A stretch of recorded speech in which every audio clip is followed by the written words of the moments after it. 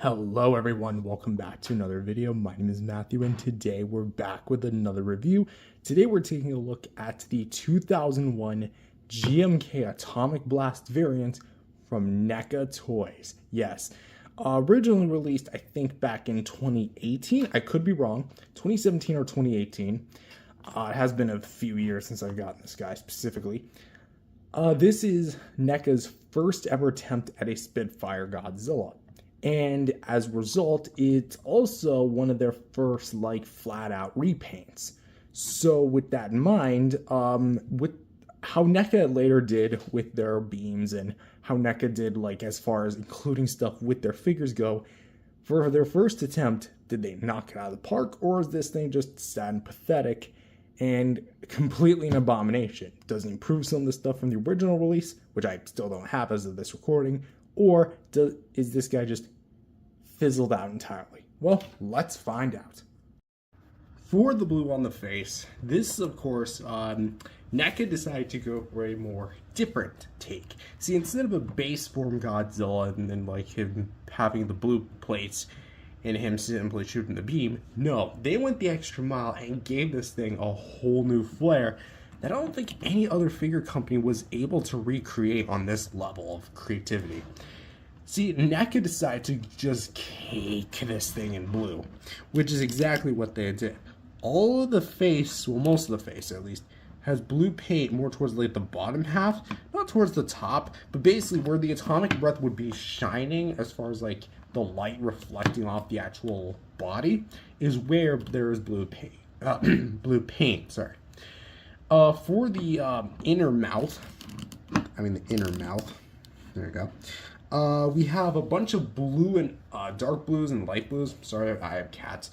That are just absolutely phenomenal. The top, we have a bunch of light blues mixed in with a bit of darker ones to signify the gums. The teeth are individually sculpted and all painted. And of course, for the bottom jaw, I don't know why I closed it. We have the little tongue, which is cut off by the hinge. Makes sense. And of course, the rows of teeth in there as well that are more of a brighter blue. And I guess that's part of the reason why I love this thing so much, because I love Godzilla and I love blue. So a blue Godzilla, mwah, perfect combination for me. That said, the face is pretty damn sweet. The neck, however, definitely kind of carries a lot of the blue over. There's a bit of a gap where you don't get the blue, here and there for the jaw, and it definitely looks a little incomplete, I'll say. So there is going to be that unfortunate part of it. But that said, the neck segments look absolutely beautiful and are just done very well, especially the side details where you have more the base detail than up here where you get the more bigger rows of plates actually colored, and it looks very nice. That actually lead into the main row of fins. For the waist, which we'll actually take a bit of a look at here, lowering the figure down like that. For the waist, here we have, or the stomach, sorry, we have a bit more of that caked on blue, and it looks very good. We have the more indigo, dark blue, not really purple, it looks purple, but it's not purple. Hues at the shoulders with more of them towards the, kind of a strip of it going down towards the arms here, as well as the claws, which are actually really well sculpted and shaded, which actually have some pretty good detail on them, which I'm pleasantly surprised about. Look at those razor sharp claws. Anyway, going back, here we have a bit more of the paint at the midsection, which as you can see for the detailed stuff, it's a bit more squared off this time.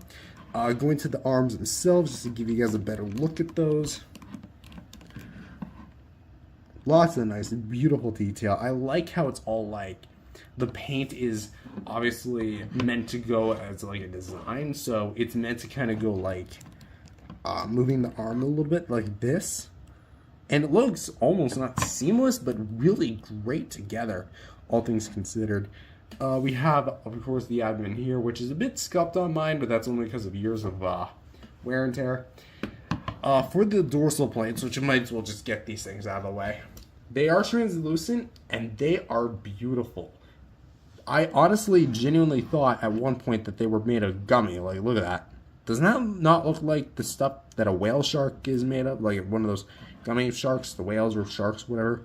Like, they're all very flexible, too. A little too flexible. Mine's kind of coming out of the sockets a bit. I think I glued this one back in place a while back. No, well. I'm gonna have to do that with this one, too. But yeah, and I guess this one, too. Yeah, I don't really touch this figure on a day-to-day basis, so... As you can see, all the frosted white tips with the darkened blue centers, they look great as well, and just look the part that they should. Like, they're charging up.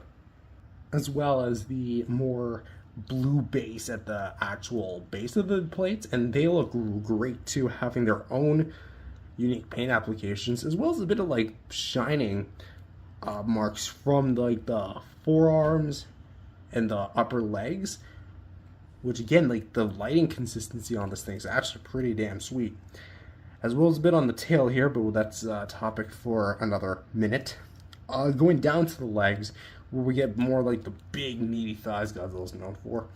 And of course we have a bit more like the scaling, like the knee pads there. And it just looks really nice with the feet as well. Which, to go over the claws, we actually have some line work and it looks really nice. I definitely think it would have benefited from some more shading, but I think that the application for what it is done decently. I say decently because they didn't really paint it all the way. Like, I don't see why they couldn't, especially because they did it on things like the 54, I believe. Could be wrong. But that said, for the tail as well, all of the segments here are done really well. And I do like what we have here. However, if there's one problem, a little blue axis paint, there's no other paint for the tail. It is entirely one note color and popping my tail off by accident. Yeah, this thing is basically just... It's just this. It's just one color. Which is weird because NECA is known for painting all their tail spikes. Even the GMK standard version at least had painted on tail spikes. Maybe not this one, I guess. So that's going to be a bit of a con. So just as one final look at the figure itself, the side, going down to this side, as you can see, upper view, and of course the lower view. So for the sculpt and paint, the detail work is awesome. Don't get me wrong. It's actually really good. And the new paint application for what was NECA's first attempt at a Spitfire Goji, awesome. That said, I definitely think that there was a bit of a miss with this one. Because of the way that this was designed to be hunched over. And I do appreciate the addition of the more darkened color scheme because it has a more charcoal, darker color scheme in comparison to its original predecessor, which I know wasn't necessarily accurate to the film, but it added at least a bit more variety, so I'll give that figure that. But my main problem with this figure is just that it doesn't... How do I say this? I feel like aside from the blue, there's a bit of miss when it comes to like the dry brushing, the wash, which is something that even earlier NECA Godzillas had. Yes, there is blue, but I feel like maybe like a bit of a gray wash would have been nice, in my personal opinion. And not to mention, while there is like some form of shading on the claws up here, or maybe that's just my eye playing tricks on me, because like, look at that, it doesn't make a return here. Plus, you have a whole section that is missing paint. So, that said, I think the pros easily outweigh the cons, but the cons do carry some weight to them. So I'm gonna say, what's a great way to, I'm gonna say a 7.5 out of 10. I definitely feel like that's a fair rating for this guy because, you know, let's bump that up to, you know, let's just lock it in at a 7.5 because I feel like what's really cool is that the blue paint looks like it's actually being shot at, well, as far as like a beam is concerned. So there is that, but really, I feel like this is definitely one of the more underwhelming as far as like the base color of it. So yeah, there's that. So 7.5 out of 10 it is. But what this figure also has is at least a plethora of movement. You've already seen it like a billion different times when I've taken a look at this guy in the past, especially that one video that spawned the "my gosh, this is stiff" gag on the channel, which I keep referencing from time to time. If you long-time viewers of the channel want to know where that's from this guy. For the jaw, we can open about this far and close up about this far. But if you notice something about the jaw sculpt, it's that when you open it, it doesn't look right. I feel like it's because the jaw sits too forward on the head, like the cut in the jaw. So I feel like if there's a bit more back and it like dug into the sculpt a little bit, and then like the 54 you can like lower it down, then it would look better. But because of that, like, look at the way that the jawline goes. That doesn't really look right, especially because this is a Godzilla that's supposed to have his mouth open. So, but for intents and purposes, you can open about that far, close it about that far. For the head, you can go down about that far, up about that far, to the left, and to the right. For the neck piece, which is a bit stiff, my goodness, say, you can actually go down about that far, and with the two joints, of course, forward about that far, and get some mild side. Not too much, but there is a bit of a swivel as well. For the shoulders, you don't get a swivel hinge. I don't believe it's one. You just get a really freed up ball joint, which allows you to go a full 360 and kind of go in and out a bit. So you can go out like that and in. For the elbows, you can go like that, like this, and can rotate at the forearm, because that's not a bicep, that is a forearm joint, because you can see where it's twisting. A ball joint here at the wrist, so you can go full 360 and swivel, do that to your heart's content. And finger hinges, which I don't believe are on rotations like the 62 Godzilla. Yeah, no, these will not move. I don't want to break mine, because if I break it, I break it. C'est la vie. That said, we have a swivel here at the waist, which I can't really get a good 360 out of it. It's very, like, this is literally all you can get. So there's that. For the weight hips, we can go out to the side, in like that. Can go a full 300, no, actually, no, not a full 360 degrees. I was going to say you can, but there's a lot of NECA gojis that can do it. This guy's just not one of them. So there is that. Hinges for the knees. So you can go in about that far, out about that far, and can rotate a full 360 ball joint swivel, of course, with the feet, the big meaty feet, and go forward and back like that. And 1, 2, 3, 4 ball joints here for the tail.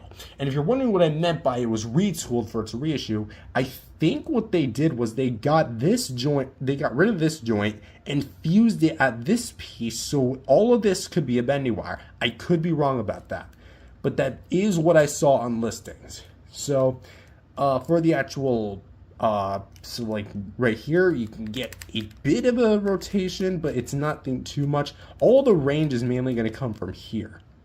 The last three pieces, sorry. And this bendable wire, I haven't done it in a while, so we'll do it for the video. There you go. It definitely feels like there's a bit of a resistance, and also mine came busted up, and clearly it's been actually, I don't want to touch that. Look at how far it's shed. My god, I didn't even realize this. Yeah, I don't touch these figures on a day-to-day basis. It came like that out of the box, by the way. I was gonna return it, but like I didn't want to wait another 2 weeks for what was effectively a Christmas present. So I mean, then again, Christmas is like 2 weeks when I got this thing, so I could have waited. In an alternate universe, I wouldn't have this one. I'd have a more in condition one. But yeah, bendable wire from here to here, and as you can see, it loves to pop out because it is made of soft plastic. And of course, it's not a particularly long tail, but it does its job. So for the articulation, it's the same old, same old. However, again, what makes this guy's articulation a problem is going to be the hunched stance. I have tried, trust me, over the years I have tried rearing up the back, heating this guy up to the point where it literally darkens the plastic. I've reared this guy's hips up.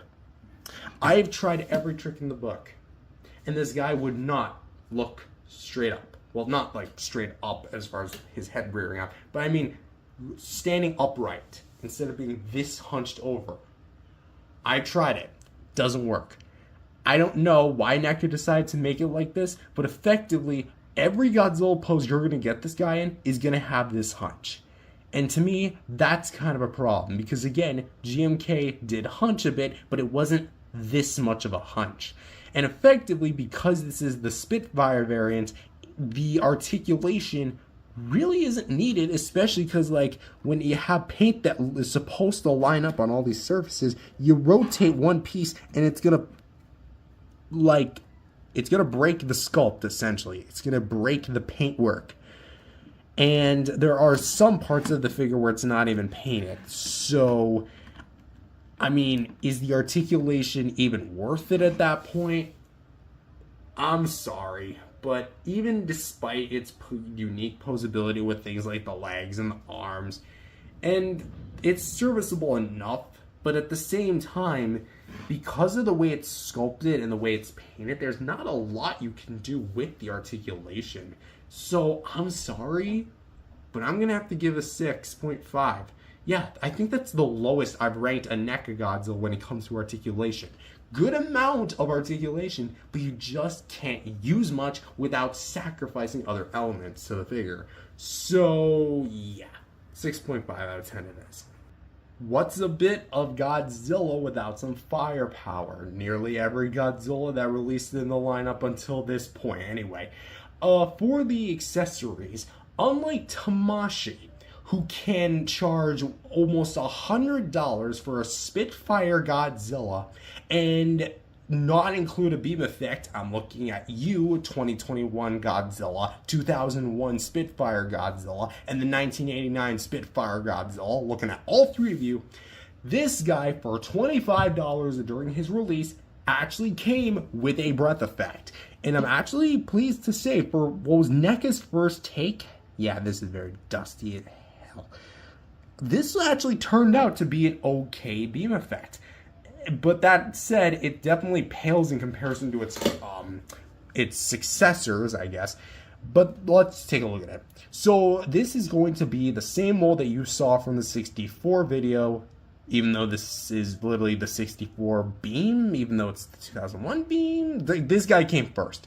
Anyway, for the actual beam effect, it is going to be a more plasma-like beam instead of like a more straightened out beam. So in some kind of ways, it almost looks like a fireball pending, and then this is like the smoke shredding behind. For the actual like insert part, we have this little nub, and of course the teeth mold, as we'll talk about. And it's going to be made of a translucent, thick blue plastic with some white sprays on the sides. For that, we actually have a bit of like wavy pattern here, then it kind of goes a little more bumpy, a lot more bumpy, and then a little bit more flare. And then of course we get to the tip, which is going to be, again, where it's shooting out. I will admit personally that this does, again, kind of look more like a fireball or anything, because like this, just look at this and tell me this doesn't look like some sort of like asteroid about to hit Earth or something, and then this is just the smoke shredding behind it. But that said, the reason why I'd say it's okay is because I feel like the spray is just that. It's just a spray. I feel like it could have used a little bit more highlights. And the detail work is actually still pretty good. And it is made from a mildly flexible plastic. It's more like the 62 material, except the 62 was a bit more flexible. This is definitely a bit more hard. But to insert it in, you're going to see inside the mouth, there's a blue peg. Mine's covered in blue, not because of the paint, but that's actually sticky tack in there. Yeah, I decided to have the idea to put sticky tack in there just because it wouldn't hold it over the years. And you're going to see this nub. Notice how it's at a downward angle. You're going to want to insert that into the mouth like this. And of course have those teeth nubs kind of like resting up against it. Close the jaw to your heart's content. Straighten the figure back out, and bada bing, bada boom, you are getting Godzilla to shoot the beam. That said, this is actually an impressive display, and this is kind of what I meant with the beam shining like from the figure. So you can actually kind of lower it, and so it looks a little bit more, I guess, natural, for lack of a better term. What I do appreciate is, I guess this might either be the sticky tack involved or not, that the figure can hold it on its own. It won't droop or sag over time, at least not drastically. It'll sag a bit in the peg, which is why there's a bit of a curve. But as a whole, this beam is actually pretty sturdy, and after all these years, it's actually done very well. So the beam itself may not be the best, but the actual presentation of the beam is really good. So for that, I have to give this thing a 7.5. Yeah, 7.5 I feel like is fair enough for this beam. And for some size comparisons quickly, here he is with some other blue NECA Godzillas, with the 2019 V2 from King of the Monsters, and the NES video game appearance Godzilla from Godzilla Monsters. And so overall, for sculpt and paint, we already covered that. Overall, for my final thoughts on the figure, I think that, admittedly, I think that this was a pretty cool first attempt at an Atomic Breath Godzilla from NECA. It took a figure I didn't already have, and it actually gave me it in a new way. That said, I definitely think that of the NECA Godzillas that I currently have, which is almost all of them, the only ones I'm really missing are the 1984, 2003 Hyper Maser Blast, and the 2001 original variant. This is going to be, in my personal opinion, the weakest of the actual Godzillas. We're talking like strictly NECA Godzilla himself. Of the NECA Godzillas themselves, this is going to be, in my personal opinion, the weakest one. Its sculpt is great and has some amazing details, but it's just, you can't really, the design of the figure is faulted because it's hunched. The paint is incredible, where there's great paint, but there's other parts where there's just not really that much paint. It would have benefited from some dry brush and wash. The articulation, while it has a good amount of it, it's the range and the sculpt that comes down to it because it's hunched and in a pre-post position. And a lot of the paint will get cut off. And the beam effect is great, just not the best beam effect. So as a whole, I think the NECA Godzilla 2001, I can't believe I'm saying this about a NECA Goji, is in some ways a mixed bag in comparison to the others. On his own, he's good, but that's really it. He's good. He's not great. He's not mind-blowing. He's good. That said, do I recommend him? I would say, if you want to complete a NECA Godzilla collection as far as official, legit ones, sure. I would pay no more than $50 to $60 in this guy for mint packaging, whether it be the original or reissue in the poster box. That said, if it's damaged or missing parts or anything and it's still above $60, don't even look at it. Just wait on highest version, because I know that they did make a 2001 Godzilla, or making one. I don't know anything about that figure. I just saw it on BBTS and was like, oh, cool. Anyway, that's about it as far as like my personal recommendations go. But as for my final rating, I'm gonna say a 7 out of 10. It's definitely, again, the weaker ones of the figure line, but overall, it's good. It's pretty good. Pretty good's a bit of a stretch, but it's somewhere between good and pretty good. So, with that said, thank you guys for watching. If you enjoyed this video, remember to leave a like and subscribe to the channel, and I will see you guys in the next video. Peace out, everyone. If you guys enjoyed this video, remember to leave a like and subscribe to the channel. With that being said, hello everyone, welcome back to another video. My name is Matthew, and today we're taking another look at another NECA Godzilla. That's right, continuing on treading through the world of NECA Godzilla history. And today we have what was one of two final sculpts, not figures specifically, but sculpts that would lead into the repaint of Godzilla figures from the line. One of them was the 1989 Godzilla, which we took a look at a few videos ago, and this one, which is the 2003 Godzilla from Tokyo S.O.S. Yes, that's right. So this was, of course, one of NECA's last sculpts they released, and one of two last figures they released as far as repaints go, that being the Biollante Bio Attack, which I also did a review of, and the figure that I don't have, the Hyper Maser Blast Godzilla, which was like basically this guy just all decked out in yellow and blue. That said, for this figure in particular, I actually have a fond memory of actually trying to get this guy. I will say the seller is a bit hard to actually kind of come by because I wasn't used to trying to buy stuff, so my way of communication was a bit funky, but hey, I'm a lot older, I'm a lot more experienced, so I have a bit more experience when it comes to like buying figures. So that said, this is obviously going to be based on the 2003 version, which if you don't know the difference between the 2002 and the 2003, basically this one has the scar and this one doesn't, as well, or the 2002 version does not. Which is kind of weird because you'd think that NECA would actually use this guy and not do the scar and just call that the 2002 Godzilla.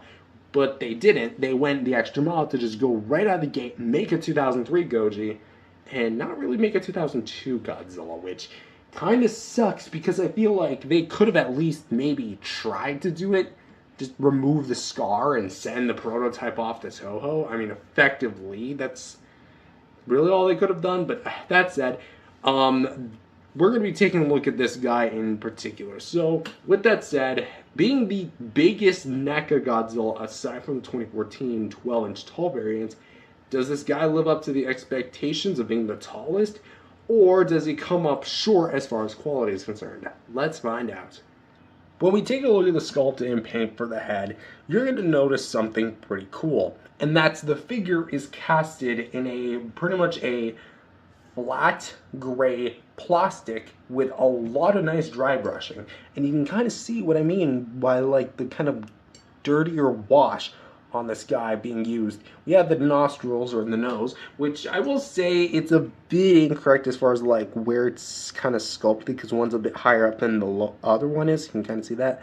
But as you can tell, there's at least a lot of detail to be found here because here we have a bit more like the cheeks here where it meets the nasal cavity, and they look really nice. I will say the detail work is just phenomenal. And then we have the standard kind of like oval shaped scales spanning backward to the ears. The eyes, I'll admit, they do look a little derpy, but that's only because the 2002 Godzilla kind of mostly looked up, and I'm getting like tons of cat fur. Again, I have like 3 cats, so there's that. For the actual eye, they have a very shiny finish with kind of like a black highlight with a white base, and it looks really cool. For the ears, not too much is going on here. We're having like a big, nice oval-shaped ear, and so it looks really sweet. Looking inside the jaw, actually, let's quickly cover the eyebrows. They're actually quite big, quite thick, and very well dry brushed. We have, again, the gray base with some more brownish wash in there. Looking inside the mouth, which, let's open up the mouth, there we go. The teeth are individually sculpted and painted, and they actually have some pretty cool paint jobs on there. And for the mouth itself, it's very well detailed and has like a very rough texture. And you can also see the top of the mouth has some pretty interesting detail as well. And the tongue is very roughed up. I think I just said that, whatever. But it looks really cool. There's actually no visible hinge. Well, actually, there is kind of one, but it's like very well blended into the sculpt. So they did improve that over time, which is something I do like. So as you can see, he constantly looks up, so there's going to be that. The bottom of the jaw, just to briefly look, but bang in my camera, very well sculpted, very well detailed. Now let's talk about the neck piece, which it's going to be the bit of, well, let's talk about an articulation. That was my chair, don't worry. Or it was just my back, and I'm being an idiot. Obviously, it was my chair. We have this big neck piece, which for the spine work, it actually is pretty well done. We have a bit of like frosted tips, as we'll talk about with the fins. And this time around, they are made of a more rubbery plastic, which I guess it's more akin to what they did in the more classic era Godzilla figures, like the 94 and 84. But this is actually still very well done. The mold down here, again, we have all the like diamond oval shaped scales, and kind of goes down with the brown wash. The caterpillar segmented neck, as you can see, has like the more smoothened out details, and of course the spiky bits at the end. And of course this side as well with the very broad shoulders. Let's go to the scar itself really quick. As you can tell, the scar is very glossy, and that makes it stand out a bit from the actual design of the figure being a lot more matte in terms of its paint job. As you can see, it has quite a bit of a purple finish as well. So it's a bit purplish brown, not like vibrant purple, but it definitely helps a bit. So it kind of starts up here, and then you have 2 segments, 3, 4, and then ends down there at the pelvis.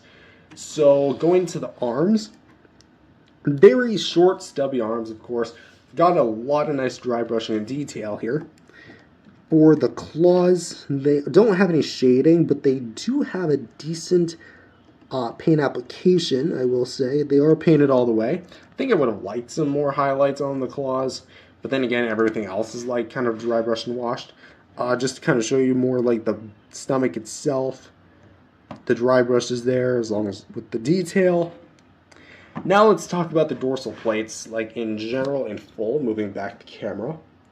These are some beautiful dorsal plates. Are they my favorite? Maybe not. Because they do feel, personally, a little flimsy. I think I would have liked a more solid feeling. Funny enough, the side fins actually do have that exact feeling. I think it's honestly because... Nope, that's debunked. They are a separate piece. I thought they were originally part of the sculpt. Nope, they are in fact a separate piece. You can kind of see what I mean. If we zoom in real in, I think that's a little too far. You can kind of see there's a seam line. Yep, that's like literally as far as I can zoom in. So putting it back to order, there we go. For the bigger fins, we actually do get a very well done amount of detail work here, with the gray centers and the frosted white tips that are all dry brushed and washed. Have a beautiful transition, especially the middle rows. And what I always appreciated about the Kiryu Saga Godzilla is that it has a lot more of like a crystal-like appearance than the more, I guess, symmetrical, oval-esque shaped appearance of the Heisei fins. So it definitely spices things up with the overall design. For the thighs here, proportionally they aren't as big as other NECA Godzillas, but they're still big and chunky. I mean, of course, something's got to support all that weight. Realistically speaking, this guy would just shatter himself, but this is semi-realism. It's just believable that he would have large legs to accommodate such a big body. That said, I will admit, the folds in the skin do give off the illusion that this guy is more of a suit than anything as well. But as far as the actual details are concerned, we do have almost like a bit of a wavy pattern. You see that? It's almost like a wavy type. And that's honestly something I do like. So it gives this guy a bit more of a unique display presence, because we have a bit of a fold right there, and then we have a bit of dry brushing across the sides with more of the sculpted details, the kneecaps, and of course this side of the legs as well. For the underside of the feet, there and there, with peg holes, and for the actual feet, more of that dry brushing on the feet themselves, not so much on the claws. They do have a good amount of detail, and of course we have the 3 front toes with the back toe right there. It's kind of one note, although they do kind of have a little bit of like transition at the base. I think I would have liked some more detail. But speaking of detail to tail, here is the tail, the longest of the NECA Godzillas in history, coming in at what, 13 inches? This is an absurdly long tail, which, like, to put this into perspective, I don't really have anything on me. Like, this is like the entirety of nearly the entirety of my forearm. That is a friggin' long tail. But going from the base, we do have some of that amazing sculpted work with the dry brushing and all the individually painted and sculpted fins that go right to the tippy tail. And just to kind of roll it over to this side. Looks great, doesn't it? Here's a bit of an overshot of that. All the individual segments. And of course the smoothened out dry brush of the tail underneath. So let's have one final look at the sculpt and paint. So here's this side. Here's this side. Overside, bird's eye view, and underside. So, for the S.O.S. Goji, as far as the sculpt and paint is concerned, while he's not necessarily 100% accurate, you can still identify that this is the 2003 Godzilla. Do I have any pros or cons? I will say the pros are the detail work is excellent. I love what we have here. The dry brushing, I'll admit as well, is personally really good, and I do like it. The only thing I don't really like, I'd say, are going to be the claws, because they are a bit more one note in comparison to a more, not vibrant, but kind of a, what's the term I'm looking for? Bit of a diversive body, because you actually have dry brushing over the base color. And I think this guy would have benefited from some colored claws or shading, kind of like what the 62 Godzilla had. Maybe that's not what he had in the movie, but I definitely think the figure could have benefited. But aside from that, I do love the way that this thing overall looks. And it's also very big as far as size goes. We'll talk about that in the size comparison. But on its own, it's going to be a 9 out of 10. I love what we have here. Articulation time, and this is where things kind of start turning a bit. We have a jaw hinge, which can go, pushing it can go this far wide, shut that far in. For the head, we can go a full 360 degrees and go up some, down some, to the left and right. And you might see there's no segment at the neck. Let me show you what they did.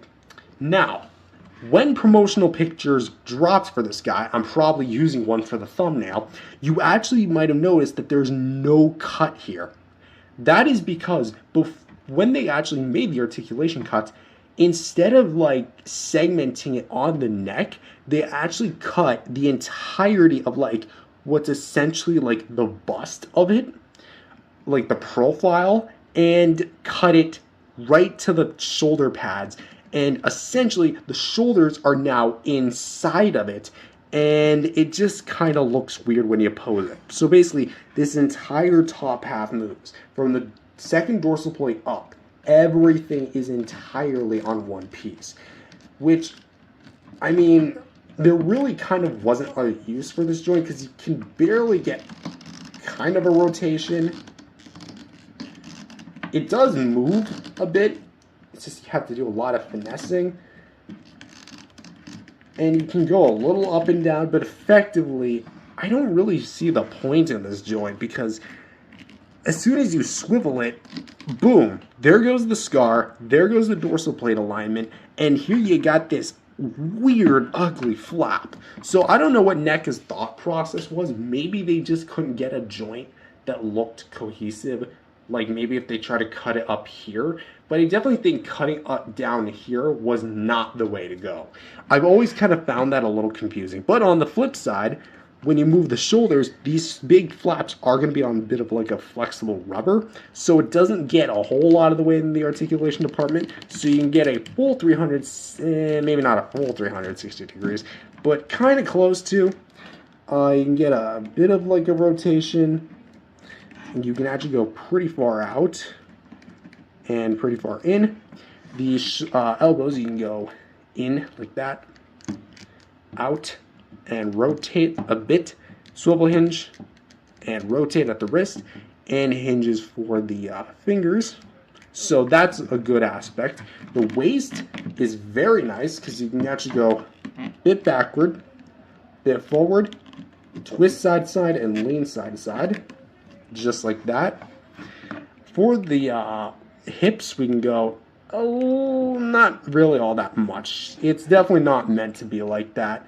It's mainly kind of meant for a bit of a rotation, but I will admit, these legs are very much limited. I guess it's just because of how narrow they are. They weren't probably able to put like a good joint in there, but come on. Swivel hinges for the knees, which are still stiff beyond belief, but you can get a fine rotation there. Ball joint here at the foot, which has a pretty decent pivot. And we do get a very nice swivel there. And then we get a couple ball joints, which we have 1, 2, 3, 4, 5, 6, 7, 8, 9 segments, all the way down to the tip of the tail, and from here to here is a bendy wire, which mine's actually not starting to poke out, but it's almost there. It's almost on its way of poking out right there. Kind of notice a little curve? That is gonna be the that's gonna be it. Anyway, so yeah, essentially they brought back the hybrid tail, but it's a bit more, I would say 95% ball joint, 5% bendy wire. So that said, what do I think of the articulation? I definitely think that there are some good parts here, like the mouth and head, great. Shoulders, really good. The legs could use a little bit of work, but the tail, you can get so much range out of this thing. Like, it goes all the way up here, you can go all the way down, straighten it out if you wanted to, go to the left, go to the right, and it all holds its pose. And it's kind of a big, beefy tail, which I don't know how NECA was able to do that, but they definitely did.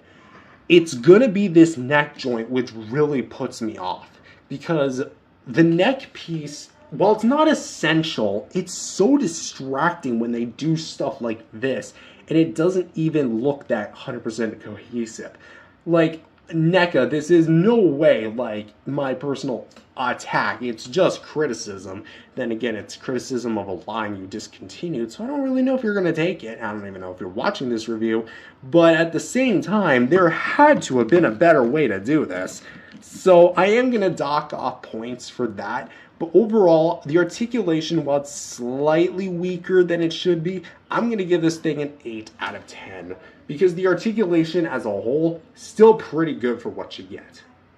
For some size comparisons, here he is with some other Kiryu Saga figures in my collection, with the S.H. Monster Arts 2002 Godzilla, and the Bandai Bootleg Movie Monster Series Kiryu, which, as for the scale, I bought this guy specifically for him just because I knew from the start these two would go together, so maybe he's not meant for him. I mean, literally look at this. If anything, I think, even though in the film they were about the same height, I mean, Toho scaling kind of sucks, because they're the same guys who admit Mothra larva from the Showa era fighting against a 50-meter tall Godzilla is over 200 friggin' meters long.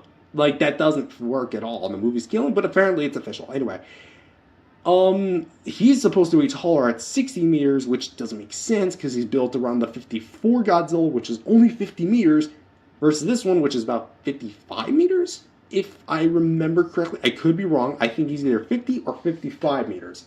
Again, it's been a while since I watched Tokyo S.O.S. It's been a while since I've necessarily watched any of the classic films, but that said, I think I've kind of rambled long enough. But as for these two specifically, I made a video a while back. I probably will remaster it just like I remastered the Monster Arts 2019-2021 comparison, but you'll see that in the near future. And for another size comparison, here he is with the 1989 Godzilla simultaneous released and the NECA 2014 Godzilla original version. And as you can see, there is a clear, stark difference of where NECA started and where NECA ended. Because this wasn't the exact end of the line, but it was the last sculpts they released for the line. If you include the repaints of the Biollante Bio and the Hyper Muser Blast variants of these two. But you might have noticed I didn't cover accessories, and I kind of want to ask something. bringing me to a dilemma, if you will. A Godzilla NECA dilemma. You have two figures that were simultaneously released, both base Godzilla. Okay, what seems to be the issue? This guy comes with a beam effect. This guy does not. They both get repaints. Okay, this guy comes in a Biollante puke all over the place version, whatever, okay. Also includes the beam effect. This guy, while it's not necessarily a Spitfire, it is a variant that is getting charged at and also has blue dorsal plates. Granted, not all of them are blue, but some of them are. And it still doesn't get a beam effect. What was the thought process? Again, just a general question. Why didn't this guy get a beam, but this one did? Same price, released simultaneously, and you guys included a beam effect with nearly every Godzilla release post 62, almost, except for 2014, sorry, the reissues 2019 V1 and V3. But come on, please. I mean, it's kind of too late, but whatever. But overall, also if you're wondering which beam this is from the 2019 V2 beam. I think just stylistically it works the best with this Godzilla because Godzilla 2002/3 had a much more mainstream light beam. I think that this figure is pretty damn sweet overall. Is it perfect? Again, no, it's not. It has flaws. The claws I don't really like in comparison to the rest of the body, and the way that the actual like nape is done is not that great. That said, I think that the mold is very well done, very crisp with its detail. The articulation, again, it's pretty good for what you get. The neck piece is just something I don't really like. The head's great, shoulders are good. The legs could be a little improved on, but the tail, awesome. And I do think the lack of a beam effect, especially during NECA's heyday, for lack of a proper term, even though this was nearly the last of their figures, it's a bit sad because they never included a beam effect with this one, and I think that a 2003 beam effect would at least look pretty damn cool. That said, do I recommend this in 2025? You know what? Yes. Why? Because the average resale price on the cheaper end is about $40 to $60 from what I've seen. And if you're able to snag one up for that price, hey, you're walking away a happy camper. I actually had 3 at one point. I gave my other 2003 and actually another 62 to my, 64 to my dad. So if you're watching this, Dad, hey, hope you still have them. That said, I'm going to rate this guy an overall rating of 8.5 out of 10. That said, thank you guys for watching. If you enjoyed it, leave a like and subscribe to the channel, and I'll see you guys in the next video. Peace out, everyone. The Hyper Maser Blast Godzilla Tokyo S.O.S 2003 version, which it's basically just I don't have it yet.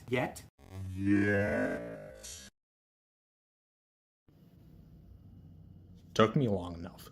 Hello everyone, welcome back to another review. My name is Matthew, and today we're back. Yes, after a long wait, we're finally taking a look at another NECA Godzilla that's not a re-review. It is a figure that is new to the collection. Not new as in like a newer released figure. Keep in mind, the NECA Godzilla line ended 5 years ago. 5 years ago. You want me to say it again just to make you feel even older? 5 years ago. Half a decade. Anyway, this is the newest figure to the collection, at least for the time being, because I do have some more on the way, but we'll get to that when we do. Anyways, this is going to be a repaint of the NECA Godzilla 2003, which, if you guys remember, was a very highly praised figure by me. I said it was one of my favorites. I still do stand by that verdict quality-wise. It's not one that I constantly return to and play around with, but it is something that I do look at and admire. That said, here we're taking that figure and making it a different version.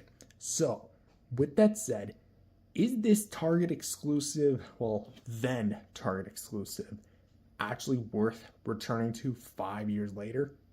Or is this thing just a remnant of the past and should stay the past? Let's find out. So, just for some clarity, before we actually go on to the review itself, this guy was bought used. It has no box.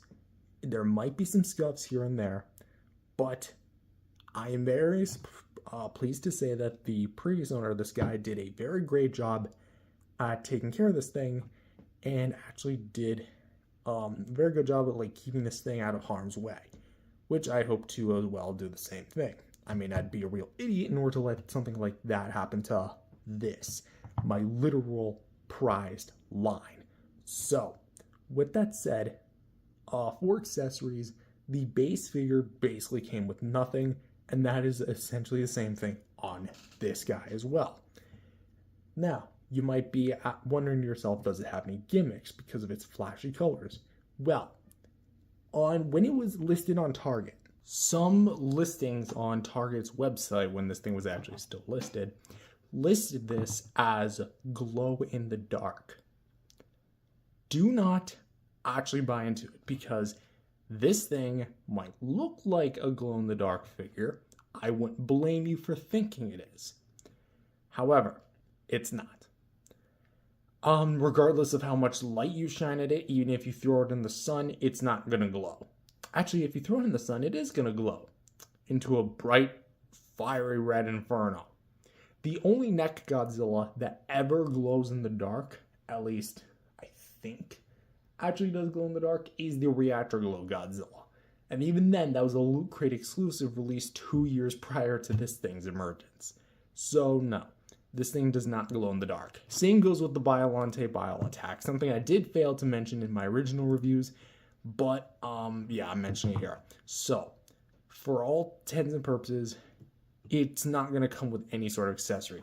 The box is not an accessory. The tip of the tail, for many years, I've said was an accessory. It's not. It's just assembly required. There's a fine difference between those two. So, we can get straight into the actual figure. When taking a look at the sculpt and paint for this guy, again, it is a repaint of the previously released 2003 Goji from Tokyo S.O.S. So this guy is going to basically share the exact same base sculpt and paint as that guy. Same base paint job, same base sculpt, all the works. So let's go ahead and just kind of like rehash it. The eyes, very well done. I like the fact that they're simplistic yet so full of near life, because you have this big black pupil and you have the white eyeball around it, which is more like an eggshell white, to be honest, and then you have like a bit of a black outline, which gives the look like this guy's like say just wearing mascara, or maybe he's gone to some sort of concert, as well as the very nice, like nicely done brow, and then like all the different sculpted details with the dry brush over it. It's very much full of like that dry brush wash you get throughout the entire figure. The nostrils, kind of realizing that they're a bit like misaligned, like one sunk down than the other. Interesting. But you got a lot of like the nice facial sculpts and details, of which you also get the yellow on the lips here, that are like shining from where he's getting hit by the maser cannon. But of course, for the teeth, individually sculpted, bone white. Got a little bit of like gaps in between the teeth, of course, to be expected. Although this is the Toho Godzilla, which has a lot more uniform lining teeth compared to its legendary counterpart.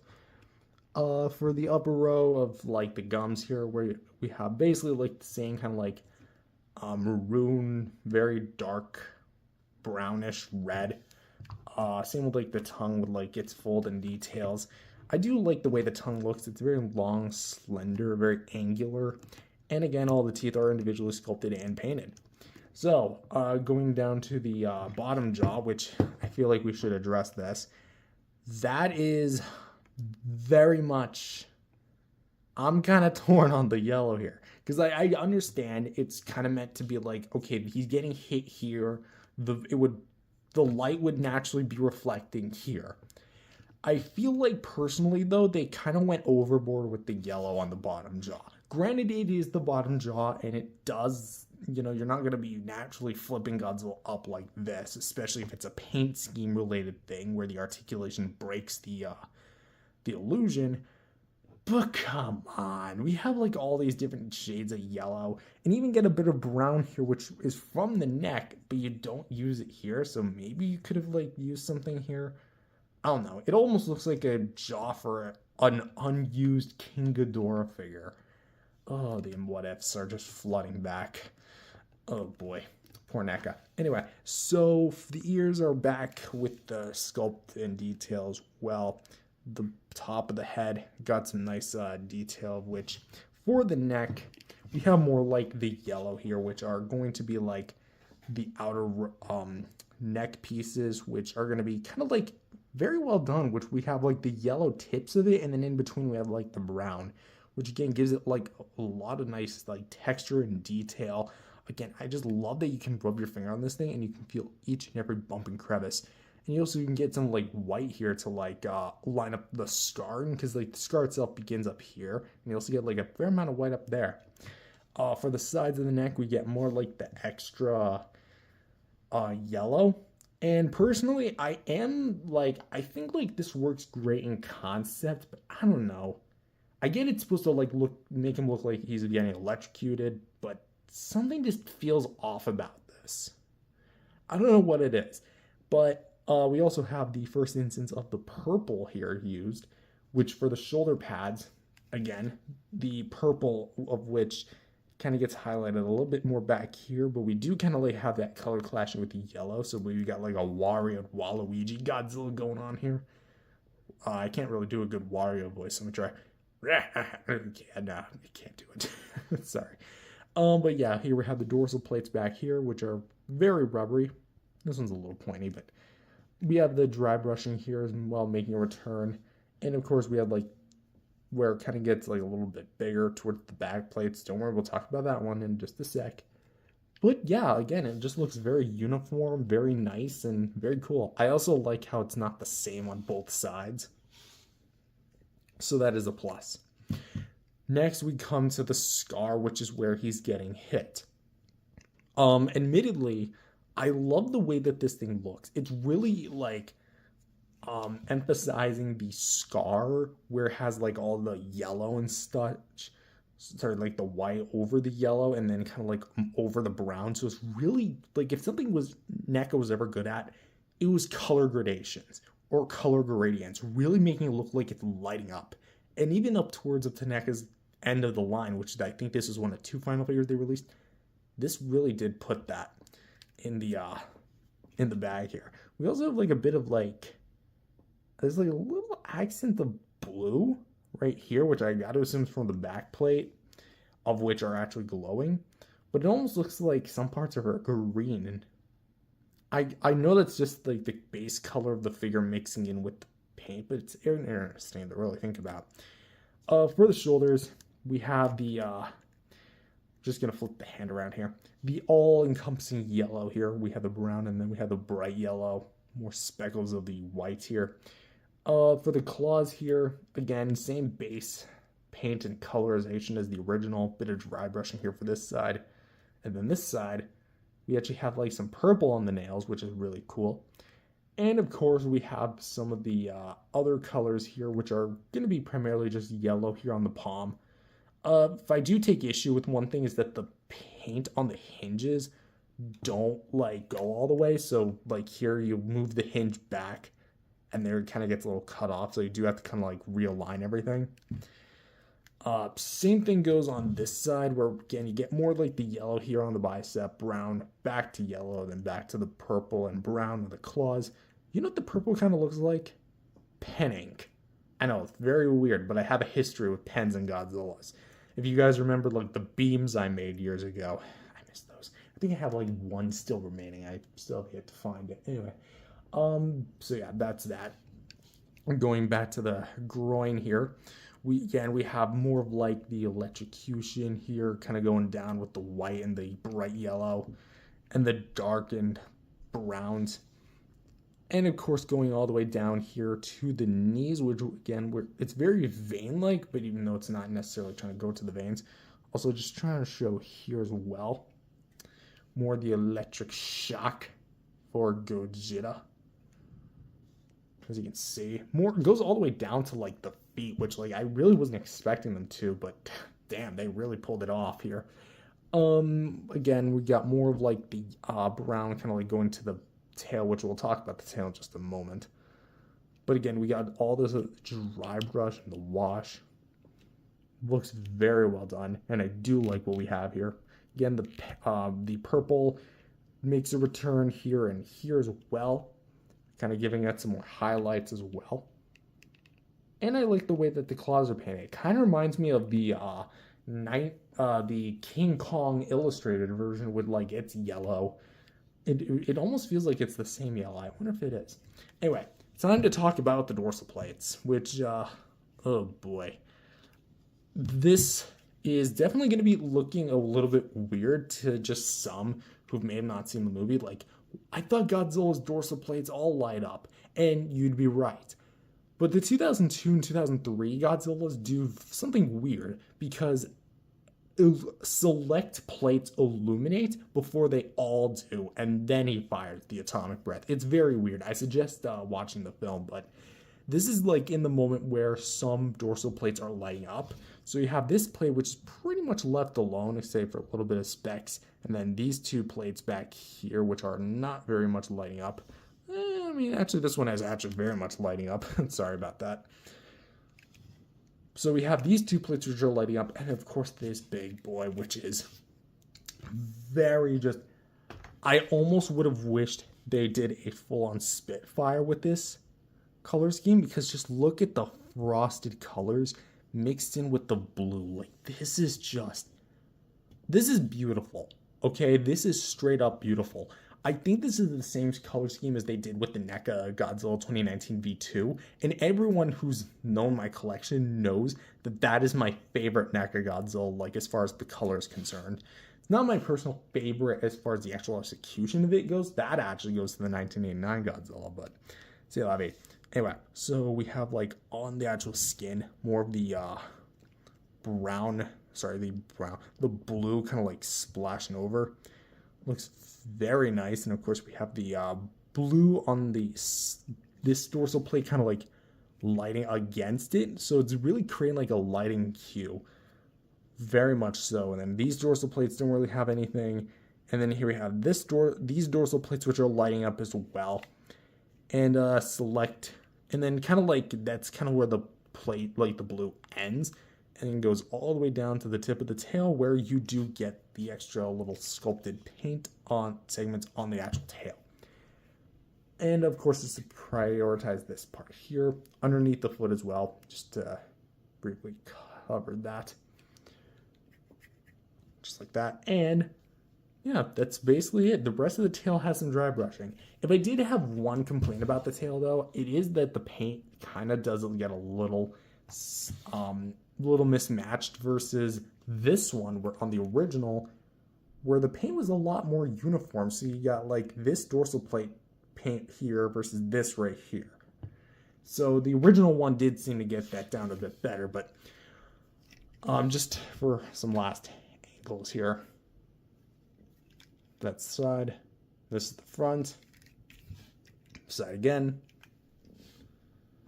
side again. Or I guess that's up, down. There you go.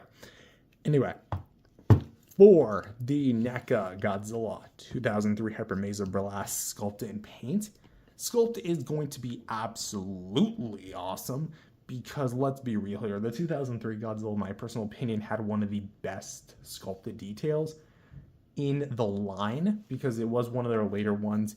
I don't know what they were feeding their sculptors back then, to be honest, but this is awesome. And the paint is just beautiful. There is some things I do have like some personal problems with. For example, maybe like the paint alignment, because if you want like the arms themselves to be aligned as far as the paint goes, you're gonna have to have them like a bit spread out like this, and have them out to the side like that, and effectively keep him in this pose. Does it remind you of anything? Anyway, So this actually does look very nice. And I do personally like the overall presentation of it. And as well as this, the dorsal plates, or at least the ones that are painted the blue, as opposed to just the basic gray tips. They're beautiful. I would have loved to have seen a full like Spitfire or like charge up variants of this thing. Maybe keep what I would have personally done is in an alternate universe where NECA had more time to work on this was keep the yellow here, but take this blue, give it all the other dorsal plates on the tail, make the mouth blue, and allow him to have a beam effect. That's what I would have done, even if it meant reissuing another beam. But alas, this is the one we got, and personally, I'm still very much happy with it.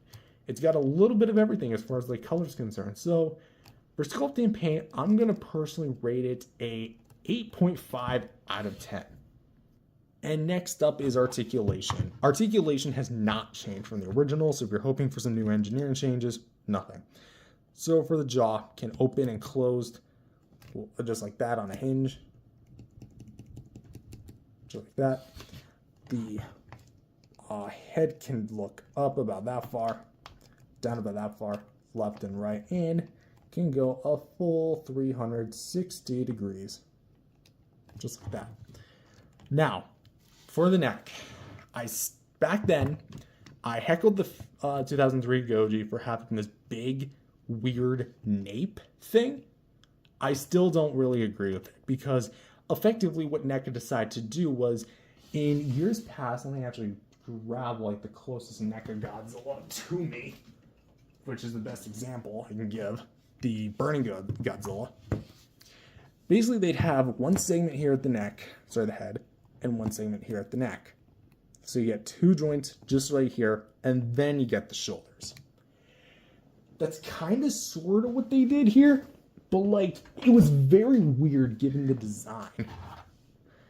Instead of cutting the neck maybe right here, they decided this whole section where the shoulders meet the chest was going to be the next segment. And because of that, this whole area shifts up and down, left and right.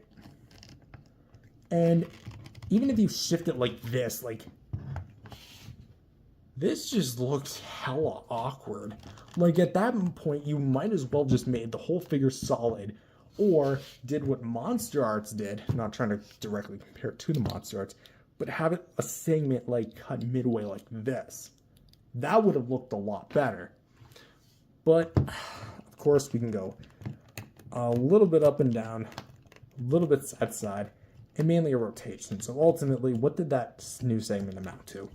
But shockingly enough, you do still get the articulated shoulder joints, which we can go up and down, side to side. And because these parts are made of flexible rubber, you can actually get a little bit of give out of them. Swivel hinges here for the, well, elbows. Trying to like keep it all in frame here. And as well swivel hinges for the wrists. Interesting, something fell out. I'm guessing that was just let me try that again. I think that was just paint. Anyway, hinge for the fingers. Ball jointed ab crunch, so you can take the figure, go down with it if you do so please. Go up and down like that, side to side. A little bit back and forth, just like that. For the, the thighs, we can go basically out to the side, go a little bit up and down. I'm not going to push it because the paint could scrape off of this thing, and once it scrapes, well, that's kind of it. Continuing on with the legs, we have the knee joints, which we can get a bit of a rotation here, but mine are very stiff. This knee, just for the life of me, doesn't want to bend. This one also doesn't want to bend. So, well, I haven't actually tested this. This is the original 2003. Okay, so effectively they'd be like this. Just like that. Although, for the life of me, I can't do that. But we have a ball peg here for the foot. So we can get a bit of like side to side. And from here to the tip of the tail, we have 1, 2, 3, 4, 5, 6, 7, 8, 9 segments, all ball joints. And from here to here, it's pure bendy wire. So let me try and bend this. I don't want to bend it like too badly, because if I break this again, that's going to be it. Because I guarantee I cannot find another deal on this thing. So for articulation, again, nothing's really changed from the original, maybe aside from like some joint tolerance and joint tightness. But aside from that, that's realistically it. He's a very expressive Godzilla. I'll say that much. Is he perfect in terms of the engineering? No. He's serviceable where he is, and I definitely think things like the hybrid tail returning the bendy wires as well as the clamped fingers, that's a great move on NECA's part. However, things like the big nape really just don't work well, especially given this Godzilla, and the fact that the paint scheme really hinders the posing options for this guy a whole lot more. I don't know, realistically, because as soon as you turn this, boom, the illusion is basically broken. And also, this guy could be prone to paint chippage. So, again, move it to your heart's content. But for articulation, I'm personally going to give it a 7.5. Very expressive, but there's really not a whole lot you can really use as far as the actual posability of this thing goes. Maybe with things like the tail, but that's really about it. And for some size comparisons, and I guess comparisons in general, here he is compared next to some 6-inch, want to make sure we can get him as tall as he can, some Kiryu gojis, or I guess Kiryu Saga gojis, with the Godzilla 2002 from Monster Arts, and the Godzilla 2003 from NECA. And as far as the repaint's concerned, again, they're effectively the same thing, aside from just the additional paint. Nothing's really different, but if I do a figure comparison, it'll most likely be with all three of these guys conjointed together. So really settle that. Who knows? And for some other size references, here he is compared next to my 6-inch Mecha Godzilla Bandai Bootleg and the NECA Godzilla 2001 Atomic Blast variant, which, well, it's kind of ironic that these two are kind of opposite in terms of scale. He should be about 55 meters, he should be about 60 meters. I actually bought this one to go with my Monster Arts, and he actually does fill it in, but he definitely doesn't go against the NECA. That is absolutely an unfair fight. And as for this guy, it's kind of the same idea with like the blue to the yellow. And finally, here he is compared next to the NECA Godzilla 1989 previously mentioned, and it's repainted as well as co-release, the Biollante Bio Attack, which, let's kind of sit down here and kind of talk for a sec.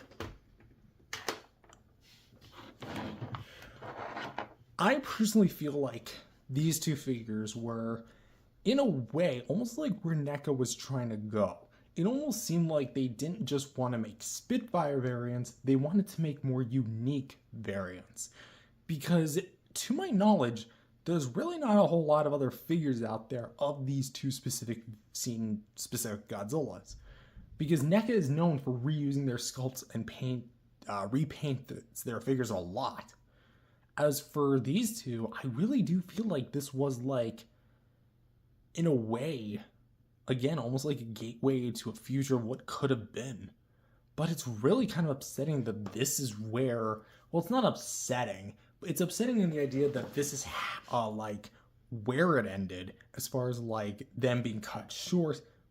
But I think these two figures together, they're really, really cool. You have a bright neon Godzilla that's green and a flashy yellow Godzilla to accompany each other. And I think it's cool. You know, it's so weird to finally own this thing and actually have the two together at long last. But our journey in the world of NECA Godzilla isn't over. Far from over. And so overall, how do I rate this figure? Or what do I think of this figure? He's great. He's very scene specific, which makes him all the more unique. He has such a bright paint application and colorization to him. I'm actually going to turn this off just because it is making a bit of noise, but he's really cool. Granted, he's not perfect. He does have some paint imperfections, and I definitely think the articulation could have been tightened up a little bit more, especially around like the nape area. And please, for the love of God, give us an accessory. But I guess it's kind of too late to say that, isn't it? But he's so cool in the sense of like, he flashes right up on the shelf. He definitely deserves a presence within like your collection if you're really planning to collect this thing. And overall, I'm finally happy to own him. But as for the NECA Godzilla line, we're back. Yep. It's been quite a long time since I was intending to collect a NECA figure, because I did kind of put the NECA Godzilla line on the back burner for a little while. In fact, I think the only like real legit NECA Godzilla that I've gotten since the line discontinued was the 1995 Burning Godzilla. And even then, I only found him on a secondhand listing. It wasn't even like intending to get him at that specific time. I just had the money and then I got him. So with that said, this is kind of like where I'm planning to continue my collection. We're going to finish up the NECA line. We're going to finish what we started. And we're going to see where we go from there, because we only have 3 more figures after this. We have the 1985, 2001 standard version, and the 2016 standard version as well. I know I own this the 2016 bootleg, but that bootleg, again, just isn't doing it for me anymore, so I want to try and track down an original. But with that said, I personally score this thing an 8 out of 10. A very solid figure indeed. So with that said, I hope you subscribe and join me on my NECA Godzilla journey. If you enjoyed it, leave a like and subscribe, and I'll see you guys in the next video. Peace out, everyone. If you guys enjoyed this video, remember to leave a like and subscribe to the channel. With that being said, hello everyone, welcome back to another video. My name is Matthew, and today we're back with another NECA review, continuing our line through NECA's trenches of Godzilla figures. You might have noticed I skipped Godzilla 2014. I didn't. It's because when I recorded that video, that was supposed to be for the 11th anniversary back in May. So if you want to go watch it, go to my review playlist and watch from there. Just noticing there's a bit of a scuff anyway. Today on this review, we're going to be taking a look at the NECA Shin Godzilla Godzilla 2016 figure. Except you might notice it says bootleg in the title. Yeah, this is a bootleg figure. Wham, wham. Sorry. The reason why this is a bootleg is because I am not interested in forking out who knows like what, $70, $80 for what the figure's going for on the aftermarket these days. And you know, this was relatively a smaller figure as far as the money's concerned. It was on AliExpress, so I decided, hey, why not? And I made sure to look at the pictures as to what actual like figure I was getting, and then tried to match the paint job close to the original, and I think I got pretty decent with it. Are there a bit of problems? Yes, but for a bootleg, spoilers, I was actually very impressed. So with that said, let's take a look at the bootleg Godzilla 2016. Technically its official name, not the NECA Shin Godzilla, because Shin Godzilla is the name of the movie, not the name of the kaiju. It's just Godzilla, so that's a whole other can of worms. So let's take a look at this guy. So first things first, starting off with the head. And I'll admit, the head has definitely seen better days. Now what I mean by that is, the head, it does look very well detailed. We have like a bunch of like these little cracks and crevices throughout the sculpt that was on the original. And I do like the way that it was painted, as far as the red in those crevices being a bit more controlled, even though Shin Godzilla was supposed to be a bit more chaotic than that. The eyes actually really well painted for a bootleg. Like, I thought they'd completely missed the mark on those. But no, the eyes, well, they do look a bit, I will say, this one's a bit out of alignment, I'll admit. And they do look like he saw something he shouldn't. As far as accuracy goes, I've seen way worse. Like, they could have just been Bandai's eyes and not paint them at all. But there's just something about the paint that just looks off. I guess primarily has to do a little slack jaw. Actually, let's talk about the mouth since I do have some things to say. As for the mouth, it kind of looks like a certain private part that I would not mention, but as well, it also has a variety of different pinks, which kind of add to that illusion.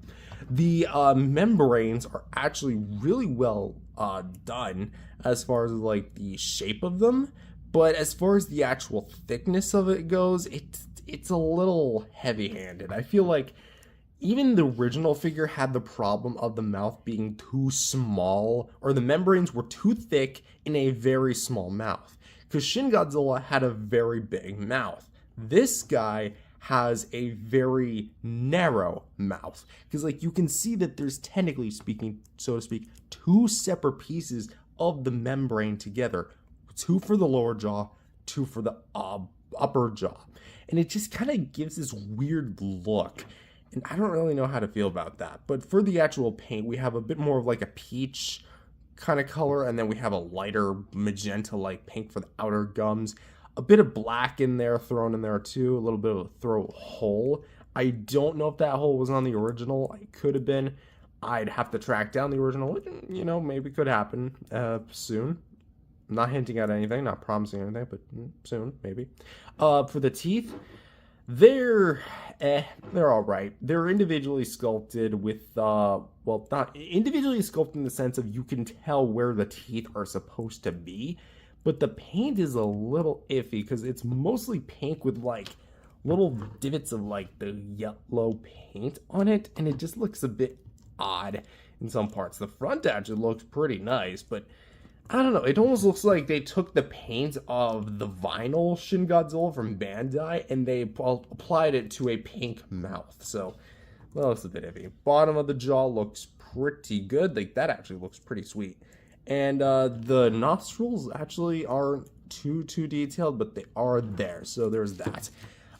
As for the neck, you're going to see that there's a bit more segmenting down with the ridges on the neck. Hey, future me here. I'm recording this a few days ahead because I had to cut away and I'm at family's house right now, but I'm able to do this review still.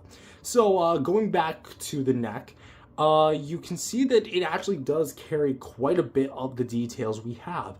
A lot of nice waves and patterns. It looks very impressive for what it actually represents or what it's supposed to be. I will say that there is a bit of a color transition, kind of color loss, where it's mostly just black and then there's like this solid line almost where everything down is entirely in that red, of which there's definitely crevices in where like gills, the wavy lines, more towards where it meets the chest, and kind of mirroring the opposite effect where it's definitely down here, but details kind of start. For the dorsal plate, it's themselves, I personally feel like they could have been done a little better, but then again, it's primarily because of the way the original figure was designed, because I do have a bit of an issue when it comes to the stance of this Godzilla, but we'll talk about that when we get to the articulation. And the dorsal plates themselves are actually molded pretty well, only because it uses the NECA mold, which actually did have some pretty fine details.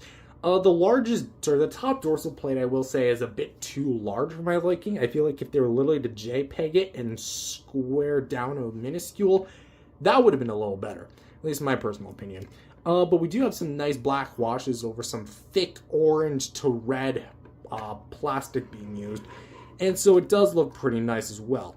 I actually had to sand that just for the articulation to actually be a bit sound. So next, we're going to go down to the chest, which, as you can see, we have a bit of a chest spike. That's actually kind of pointy. Like, that can cut somebody.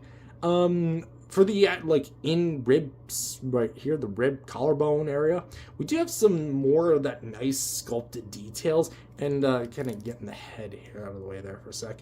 It does look pretty nice. Mine's got a bit of a scuff right there.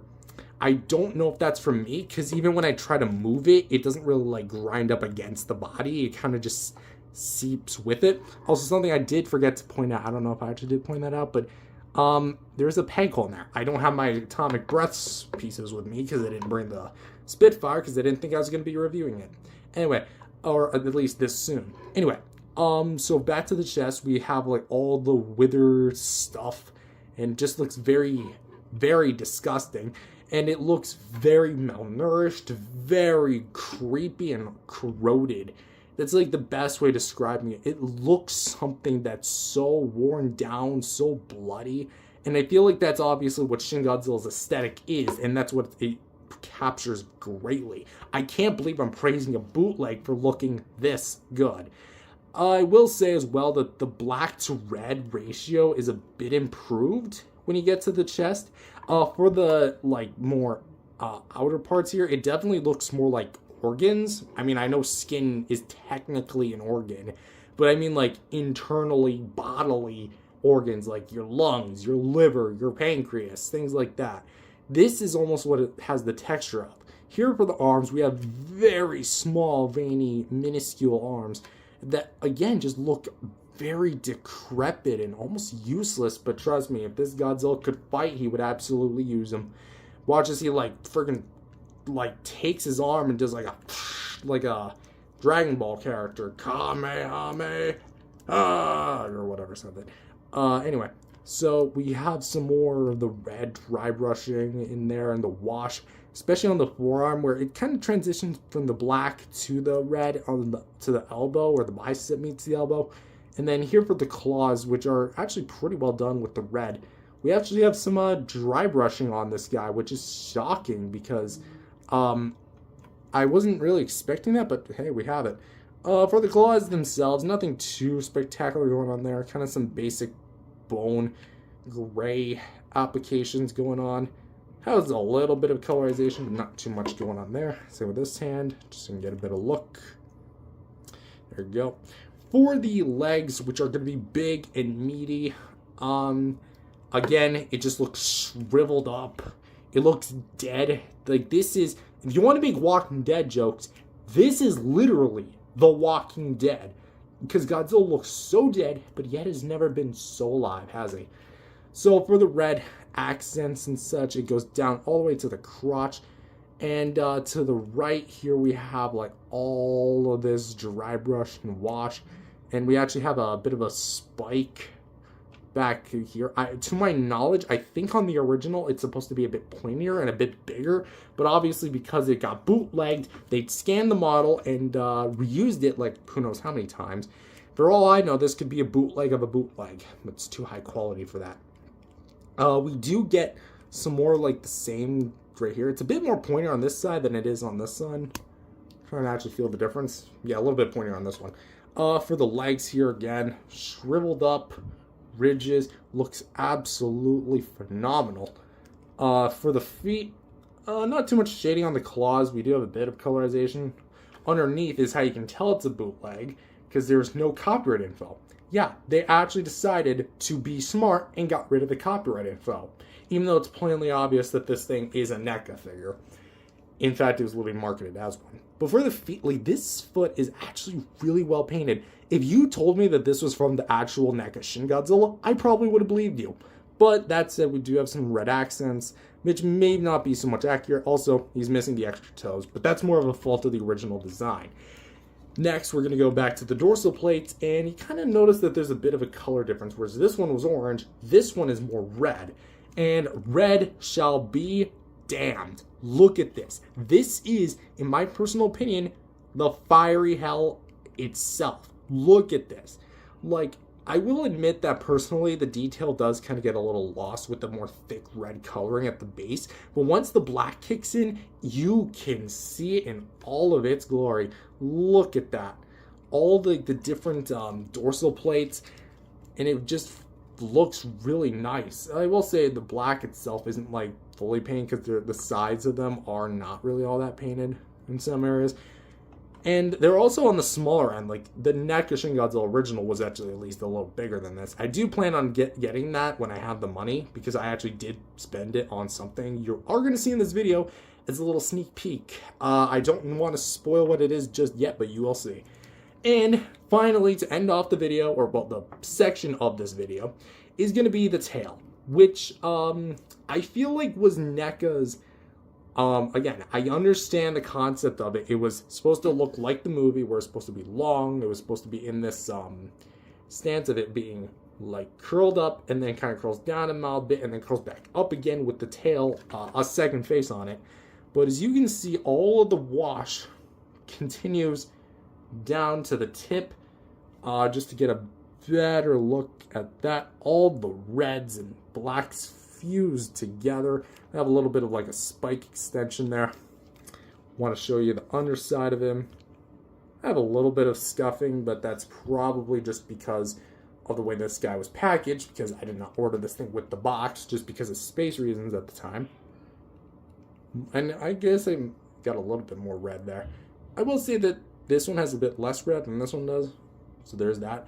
And finally, we get to the tail tip, which has the infamous Cheeto chunks and the lack thereof a second face. However, you notice that there's a peg hole, right? So my belief is that this tail was taken from the Spitfire Shin Godzilla version, just repainted into the original V1, and that's how they were able to get this. And maybe that some point this guy was also supposed to come with a beam, because the front mouth has it for some reason, even though he doesn't have the split jaw. Anyway, so in my personal opinion, what do I think for sculpt and paint? Well, as far as the sculpt goes, again, he has a very, very nice sculpt. I'm shocked at how good it is. Just kind of lowering him down.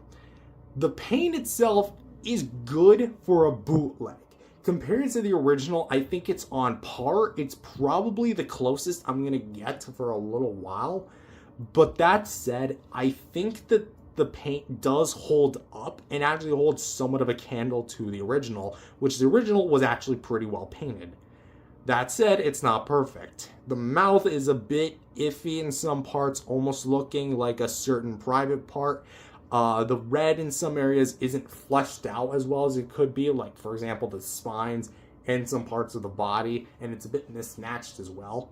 And I overall think that as far as the detail is concerned, though really good, it definitely took a dive as far as like the quality is concerned. It's somewhere between, I would say, the Playmates V1 original release, which oddly enough used the NECA 2016 mold, and I would say probably this feels like a higher quality version of the MMS.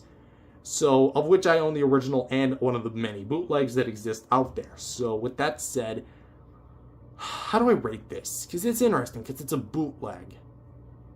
Sculpt, I would say, gets an 8. The paint, I would say, also gets an 8. I would say 8 out of 10. Not bad. I would say it's quite good on this thing. That said, there's still some issues I could say. You know what? I would say 7.5 actually. Why? Because the design itself doesn't really... there's something wrong with the design, and I'll showcase in articulation, which it actually does affect both sculpt and paint and articulation. So next up is, well, you guessed it, articulation. So for the head, the jaw specifically, we have a hinge at the jaw with the membrane that doesn't go far enough when you have it all the way extended, so open it to your heart's content, but only reasonably, I'd say. All the way he can open before it pops out about this far, close up about that far, but because of the jaw hinge being so loose, it was like this out of the box, mind you, or the wrapping, because it is from AliExpress. This jaw has definitely seen its fair share of days, and I can't really squish it back into place because it's made of a softer plastic and pops right back out. For the head, we actually have a barbell style ball joint, which is pretty free on mine. You can go look down, look up, left and right, and swivel all about. If I had to say something, I'll actually get to that soon. The neck actually has a pretty good forward, pretty good back, so together you can look up, look down, to the left and to the right, and can actually swivel a bit. For the arms, you actually do get a mild ball joint here, so you can go up and down, as well as a near full. I can really only get it about up to here because of the way it's... no, I can actually kind of push it a little bit more. There you go. So you have to angle it the correct way in order to get it to do a full 360. Elbow can swivel right here and can hinge back and forth. Swivel a hinge for the wrist, so you can turn a full 360 as well as go like that. Mild ball joint here at the waist, although you're not going to get much range out of it. You can get a mild rotation, and I say very, very mild. And you can get a little bit of a rocker back and forth as well as there. For the hips, we can go a full, well, not entirely a full 360, can you? Okay, there we go. You can kind of do a full 360. You kind of got to push it, but like again, because it would probably scrape up the plastic, I would not suggest doing that. I think this one can do it no problem. Yeah, there you go. So you can also go out to the side with it if you want to. Knees, this knee, at least on mine, can bend in and out like so, swivel like so, and 360 at the foot as well as a bit of a pivot, which this is a very good pivot. For this knee, you can swivel, but you can't bend. I've tried every trick in the frickin' book for this thing. I have tried heating it up. I have tried the dishwasher method, or the dish laundry soap method where you like loosen it up. I'm confident either they did cut out the look of the joint, but there's nothing cut in there. There's only the peg that allows for the rotation. There's literally no hinge movement.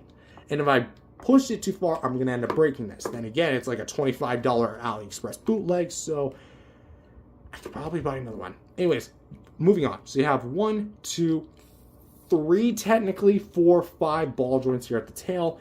And you can go up, down, left, and right. And the base is going to be the most rotatable. There would naturally be a bendy wire here, but if you notice, the holes are covered up. That is because from here to here is entirely made of hard plastic. There is no wire in here. And also, no, even though there is like a bit of a seam, this part of the joint tail cannot swivel. That said, what seems to be the big problem that I've alluded to so many times? Again, it's mainly because of the original figure. So the bootleg ultimately suffers from this too, but I feel like what NECA did was just design the figure, didn't really take into account the articulation, but cut it anyway. And what I mean by this is that once you have it in this very specific pose, it's not going to look that great doing others. And it really shows as soon as you move the head. Like, watch as I move the head up. Does that look right to you? No. And that's why I meant this top joint was, the top spine, not top joint. The top spine was too high, either too big or too high up. I feel like it's just because of the size. If it was a bit smaller, then I feel like when it does this, it won't look so weird. Because if he does this, he just looks like he has a mohawk. A very backwards extending mohawk.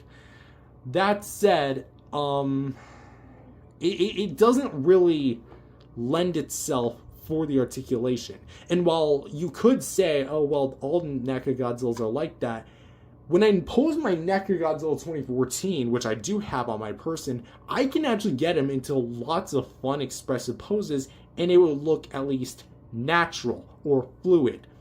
If I tried just turning this guy's head, this doesn't really look 100%. There's something about the way that the Shin Godzilla figure was designed that I don't feel like articulation was included in the mind. It's almost like they were trying to make a statue, but they just forgot to do the articulation, and then they're like, crap, this is an action figure, we need to do this.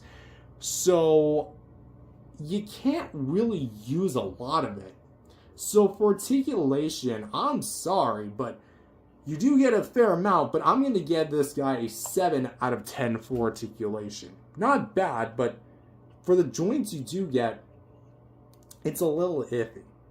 Now, I want to kind of talk about this in specific as our accessories, because speaking of which, he doesn't really come with any. He comes with 2 peg holes, 4 beams, but he doesn't come with any beams himself. At least in my copy didn't. I do imagine others do, because on AliExpress I've seen the NECA 2019 V1 and V3 bootlegs come with their own beam effects. V3 came with a green, that is a wrong color. Reverse that. A red beam, and the V1 2019 Godzilla came with a blue beam. Keep in mind, of the official releases, the NECA V2 was the only one to come with accessories. Not gimmicks, not a little cardstock background made for the packaging style guide. An actual accessory beam that you can use with the Godzilla. So I imagine that somewhere out there is a bootleg NECA Shin Godzilla that comes with the V2's beam, much like the 2019 Godzillas. That said, I want to kind of talk about the attachment on this thing, which sucks.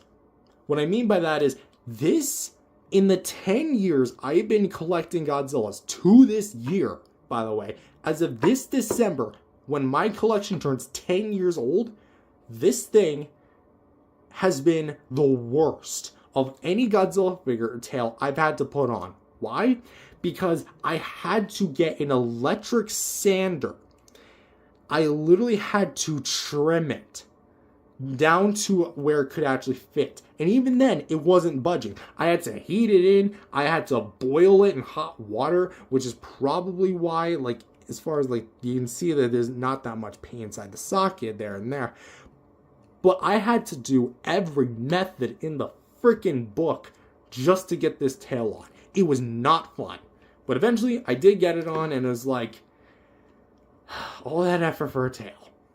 I might as well have just bought the original. Whatever. Anyway, this is the one I have. So, just be warned that if you do end up buying this thing, there could be that. And for some size comparisons, keep in mind I'm away from my setup, so I'm very limited as to what Godzillas I have. Here he is with the NECA Godzilla 2014 figure, and as I may mention, when I compose this guy, it looks a bit more fluid and natural versus this thing where it doesn't really look good in that amount of poses.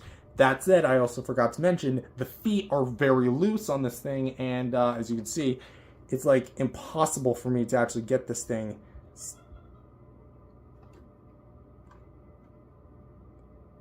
Okay. Apparently I did it. Nope, I didn't. Okay, I've just looked.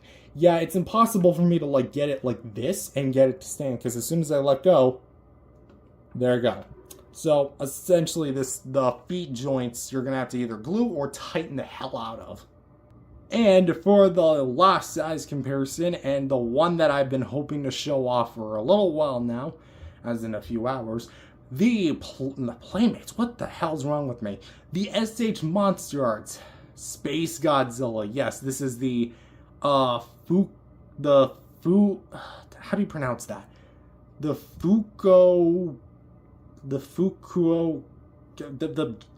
final battle variant. Essentially, that's what this is. I am proud to own this thing. Why? Because I've wanted a Monster Arts Space Godzilla for a little while now, just because I love the Playmates version, but damn, I need an upgrade. So I have this guy. He's great, and I'm so happy to own him. That said, I do plan his review eventually. Just give me some time to kind of round out my thoughts of this guy, because I did have to pay a pretty good price tag for this guy, but I think I walked away a happy camper. And for my final thoughts, what do I think of this guy? In particular, this bootleg, because chances are, you're probably not going to wind up with the same bootleg as I did. I'm going to be honest. I had mixed feelings about this guy. On one hand, for a bootleg, he's very impressive. He has a very nice sculpt, very nice paint applications, and a great range of movement. That said, I think he doesn't hit the same, you know? I bought this thing to substitute for an actual Shin Godzilla, or just to kind of like ride home saying, hey, I own a NECA Shin Godzilla. But I guess my mentality just really doesn't click that I own it, because I don't. I own the bootleg variant, not the original. And in all honesty, that's really what this figure's downfall is. It's a bootleg. The jaw joint pretty much sucks. The feet articulation isn't really that great. And there's a bit of like quality issues that are really darning, because like around the elbow, I actually had a piece that broke off just from me swiveling it.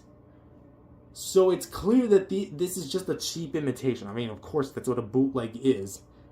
But at the same time, if you really want a Shin Godzilla, and if you are not willing to fork out the money for a Monster Arts or the NECA prices of the aftermarket, I would honestly say just wait for Haya Toys to make one. Because I'm pretty sure with their classic line that they're going to tackle Shin eventually. It's bound to happen. And plus, with the new movie coming, well, not the new movie, but the new re-release of Shin Godzilla, I think it's the perfect time. So that said, if I had to recommend the bootleg, only as a substitute. I do still plan on hunting down the original, so at that point, this guy becomes obsolete. So, that is my personal recommendation. Also, look at the reviews. If you want a substitute for a Shin, look at the reviews, look at the listing, see the quality that other people are getting. I did the same, and this is what I got. I'm decently happy with it. I'm grateful to own it. I say that about every Godzilla I do. But as far as the quality goes, reviewing it as a critic, it is decent. I can really give it that. So, that said, steer clear of this bootleg if you want to support official Godzilla stuff from Toho or Legendary. That said, I'm going to be hunting down the original. I'm close to, not quite there yet, close to. So, with that said, my final score is going to be a 7 out of 10. A bit of a weak entry, but then again, it's not necessarily an official entry. You're going to have to wait till my actual review to come out. That said, that's all I have for this video. If you enjoyed it, leave a like and subscribe to the channel, and I will see you guys in the next video. Peace out, everyone. Say what you will about Godzilla Evolved being pink, but how is this evolving Godzilla that's pink? Hello everyone, welcome back to another video. My name is Matthew, and today we're continuing our review marathon with the NECA Godzilla line. We're almost done. After this, we just have to do the King of the Monsters figures. And for this one, we're going to be taking a look at the NECA Shin Godzilla Spitfire version, or the Atomic Blast variant. So this was before NECA, or I guess Toho, was kind of like demanding companies to stop using the word atomic and just call it like Spitfire, Heat Ray, or actually, I think they were calling some figures like Spitfire, like the Spitfire 2014 from Monster Arts, but regardless, Heat Ray was kind of like the general namesake for a little while, and this was before that. Anyway, so this is, of course, NECA. It was one of two figures from their Shin Godzilla movie line that depicts him in a purple hue spitting off his atomic breath. And this was actually the first of the two that I got before I bought the bootleg of the original. This one was a gift from my sister, so thank you very much. Of which this is still in actually decent condition. Has it been used? Yes, it has, but it still has got quite a lot of merit. So with that said, we're going to be taking an updated 2025 look at the King of Monsters in pink. Technically purple, but it's pink. So, before I actually just quickly start, I should probably clarify that I did give this guy a bit of a rinse in between takes. So, he is going to be a bit wet throughout this review because he's still drying, as you can kind of see in the socket, a little reflective. Anyway, also, this is going to be the original release, not any of the reissues in like the fancy style poster box packaging with the Shin Godzilla movie poster on it, the one where he's like standing almost full body. Yeah, that one. So yeah, this is the original one in the clamshell, which I think, to my knowledge, this was the final release in the clamshell boxes before they moved over to more like the 5-panel packaging. Anyway, so for the face, we have a brand new head sculpt from the original. The new head sculpt is going to be having his mouth wide open, and as you can see, the details do make a return with the various bumps and crevices, the tiny beady white eyes with the small black pupils that are actually really well painted. Let's actually kind of get in there and really get like a good sense of like what we're working with here. Look at that. There you go. So it's actually pretty well sculpted. I want to get like a good detailed look at this.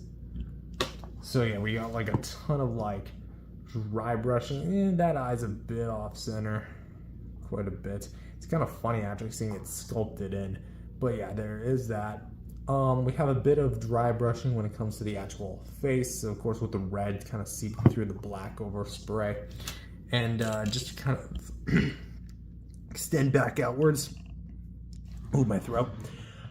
We have the individually painted teeth. I can't really say they're individually sculpted because they're kind of like sculpted together. That just looks like they're individually sculpted, but no.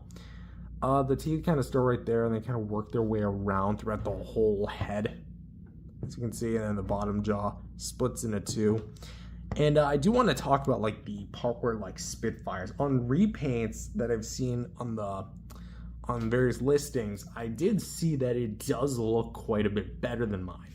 Here, it definitely has like the pink, and then it kind of dry brushes it with a bit of a darker purple, but I feel like it kind of stops too early on mine because it just has the base coloring after a certain point.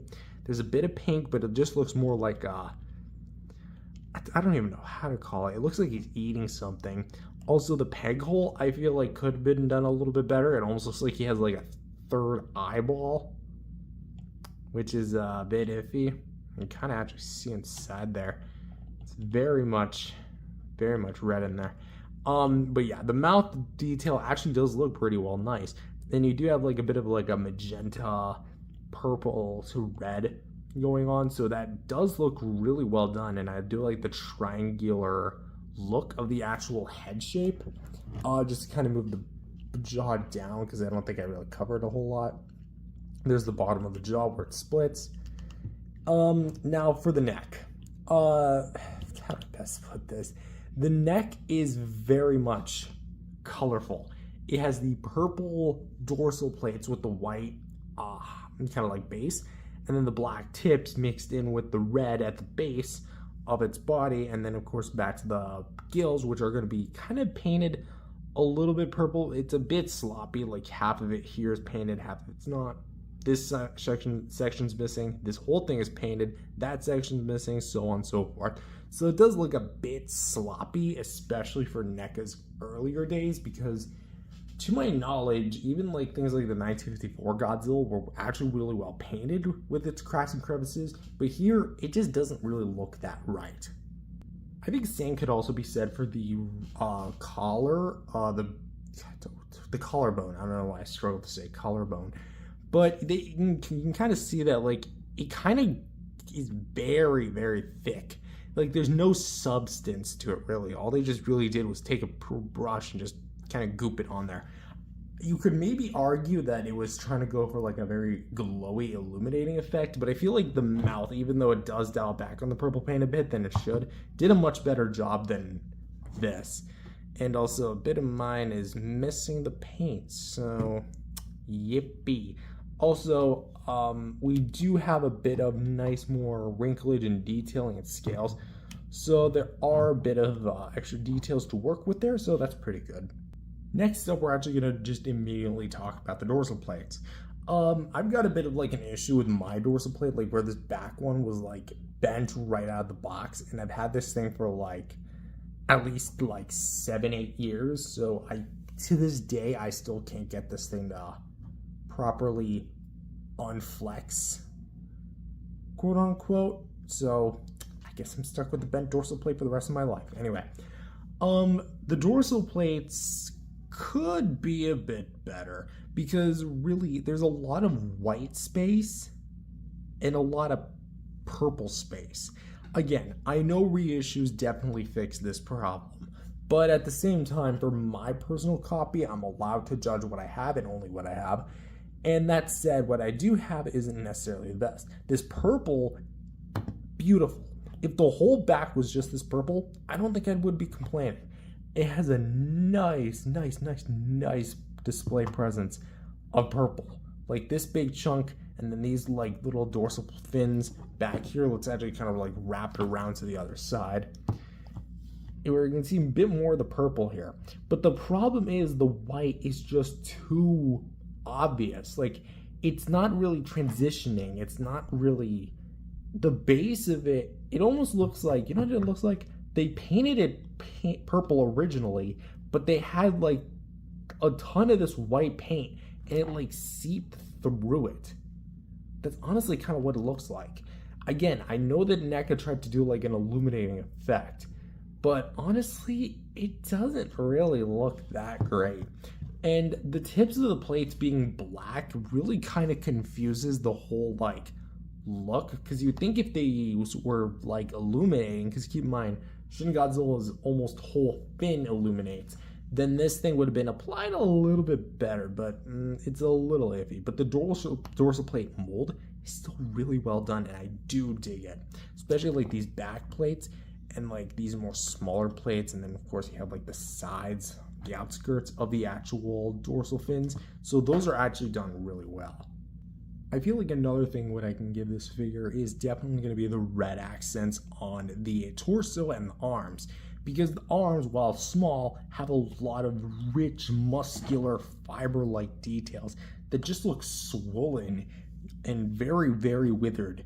And you see all like the muscular vein details, especially how skeletal it looks. And like, come on, my boy Shin, you gotta kind of work out those arms.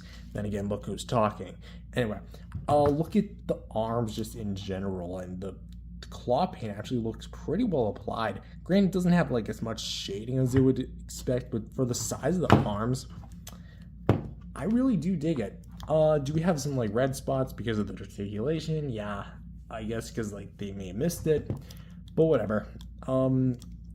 The actual like red is just done really well where there is done well red. And here we have the actual like chest and stomach and pelvis. Again, this is actually what the purple should have looked like, at least on the collarbone and the gills. This is what it should look like.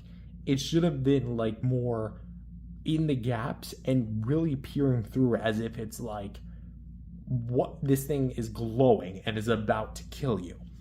And the red here, again, it's done so well.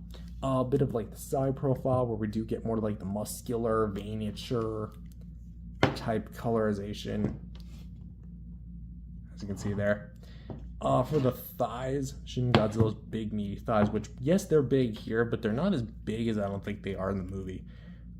So we have all this like crisp detail here, and all this like very, very muscular curvature detail. Again, it just looks very mushy, and it looks very weird. And I again think that's what Shin Godzilla is supposed to look like, you know, very withered and such. And we also have a bit of like extra detailing, like more towards here. It is like a bit smoothened out here. I'm not quite sure what this is from, because you can see that this part's like these few bits here, and here are very well smoothened out. My guess is that maybe like the mold just didn't seep well into the press the NECA wanted, so maybe there's that. I'm actually just noticing that now. Yeah, even a figure you've had for almost 10 years still surprises you to this day, huh? I like those types of figures. Going back to this side, we actually have a bit more like the red detail going towards the kneecap. And this part kind of dials back on the red. So it's definitely inconsistent, but I think I would have liked a little bit more consistency. The red here on the knee, lower knees, like the shin, pun of the year. We actually have a bit more of the red here seeping through the gaps, and I do like it. As well as the feet, which kind of dial back on the red paint. And also, if you're noticing, it doesn't have the extra toes. Yeah, NECA only opted to go for the 4 toes, which is a bit weird because, you know, that's kind of like one of Shin Godzilla's defining characteristics. Also, if you're wondering, yes, there is no extra finger on the hands. And the claws here do look very well done. I love the shading on them. And again, they just look very crisp, and I do love the look of them. Bottom of the feet, take it or leave them. And the tail. I kind of have mixed opinions about the tail. Well, mainly with articulation, but we'll talk about that. The paint. Why couldn't the whole figure look like this? Like, look at this purple. Look at how it's mixed in with the white. Where it's dark, it's dark. Where it's light, it's light. This is what the purple should have looked like. The whole figure. And even then, it kind of loses it a little bit with the next two segments. But actually does keep a good job with actually like keeping the red as well. Also noticing there's a bit of like purple accents. Oh, the live beauty of HD recording, ladies and gentlemen. And for my personal least favorite part of the figure is going to be the tail itself. Where it meets the head. Because there's really not a lot to talk about. It is just a basic curved Godzilla tail. And we have the tail on the face, which there actually is no face, but we do have a bit of like purple, kind of, mostly white paint. And of course, again, like I may mention, the second face is not there, but we do have a peg hole. So with that said, what do I think of skeleton paint? I think that the Shin Godzilla, in my personal opinion, I do think it's a bit better than its original. Then again, I am basing it off of bootleg and pictures I've seen online. But for my personal taste, there's still some parts of this guy that I feel like could have been done a little bit better. Could have been done like a little bit more up to NECA's then quality. Because the purple on the back and even the purple on the collarbone, they had the right color choice with the purple, especially here on the two the two base tail pieces. This is what the whole figure should have looked like. Not like this, where it almost looks like it's unfinished. That said, I think the red detail work and the actual paint aside from it is near perfect. It's very chaotic and has a lot going on.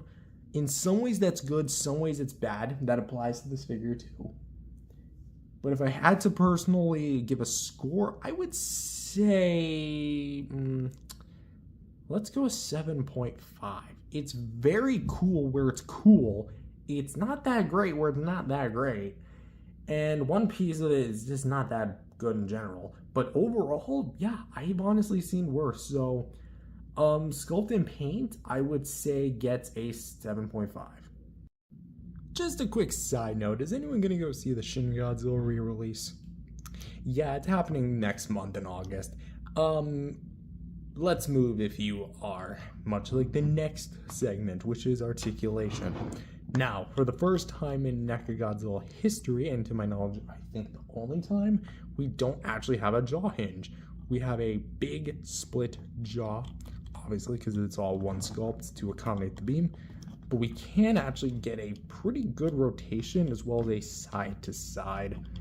Up about this far, down about this far. So not too much up and down, but we do get a nice side to side. Again, 360. The neck really enhances it by allowing you to go all the way down. There's a bit of a crowd on my fingers because I just got done eating spaghetti. And then raise it up this high together. You can go to the left, to the right, and you can actually kind of make it loose so you can kind of go like a full 360. Although I think that's just because of the way that like it almost pushes the rod out of place, so do keep a bit cautionary with that. For the shoulders, quote unquote shoulders, we can go up, down, forward, and back. There's a mild rotation there, but you're not going to get too much out of. Straighten out, bend in, and rotate like that. Swivel hinge here at the wrist. Not too much there.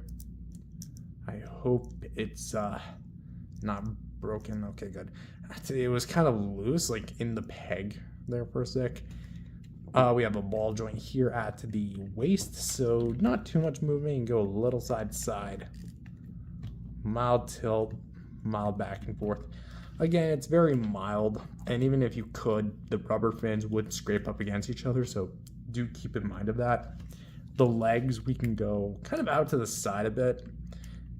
We can go a full 360 right there. And you kind of taught me when I was talking about like the red paint. Essentially the whole figure like in base is like red plastic with black accents over top, when I think in reality it should actually be reversed. It should be black purely with the red kind of seeping off. Actually, I think that's whatever. Anyway, yeah, full 360. This left leg is a bit tighter than the right leg. For the knee, you can get a hinge movement as well as a swivel. Hinge and swivel. And a ball joint here at the foot, which you can go up and down, left and right. See this one? A little bit more freed up. And you can also do a full 360 degree rotation. And for the tail, we have 1, 2, 3, 4, 5 sections of ball joint, but you can't really use it. See, the whole let's actually talk about it briefly later, but you can actually get some decent side to side with the base if you rotate it, and then if you try to like bend it, it looks a bit more natural. It does look a bit fluid, although if you do bend it down, you're going to get some pretty nasty gap. Although there is a bit more sculptage, it's not really meant for that. And then from here to here is going to be pure bendy wire, but I have a QC issue with mine. Let's see if I can actually pop it off. So popping off the bendable part of it, my tail actually has, this is actually like the closest I've actually seen in a while. You can actually see that the bendy wire has poked through the rubber and over the years has started scraping up against the ball peg, which is why I don't move this thing a whole ton, but really you should be able to get like about the fluid movement. And because of the fact that it's misplaced, I cannot get this thing to move. This literally feels like a thing of solid plastic, although it's clear that it does have a metal wire. So whatever happened at the NECA factory, that is definitely a QC issue. And so for articulation, also just to clarify, this tail tip does not have a ball peg of its own. It is entirely glued in. So that clarification out of the way. What did I mean by the articulation, you couldn't really use it? Well, let's break this down.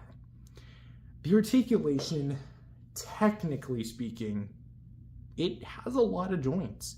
It has a bit of head joints, arm joints, waist joints, leg joints, and tail joints. A bit of everything that you'd at least want from a Godzilla figure. The only thing that it would really be missing, so to speak, is a jaw hinge, but that it's Spitfire, so it doesn't really need one. The thing that I mean by the articulation is that the NECA Shin Godzilla, upon design, was meant to be in one specific pose, and then they cut the articulation. Because when you're sculpting a figure, you sculpt it in a certain pose. It wasn't like, it was obviously the same thing for Shin, but I really doubt that NECA actually took the time to look at this and really decide how it should move.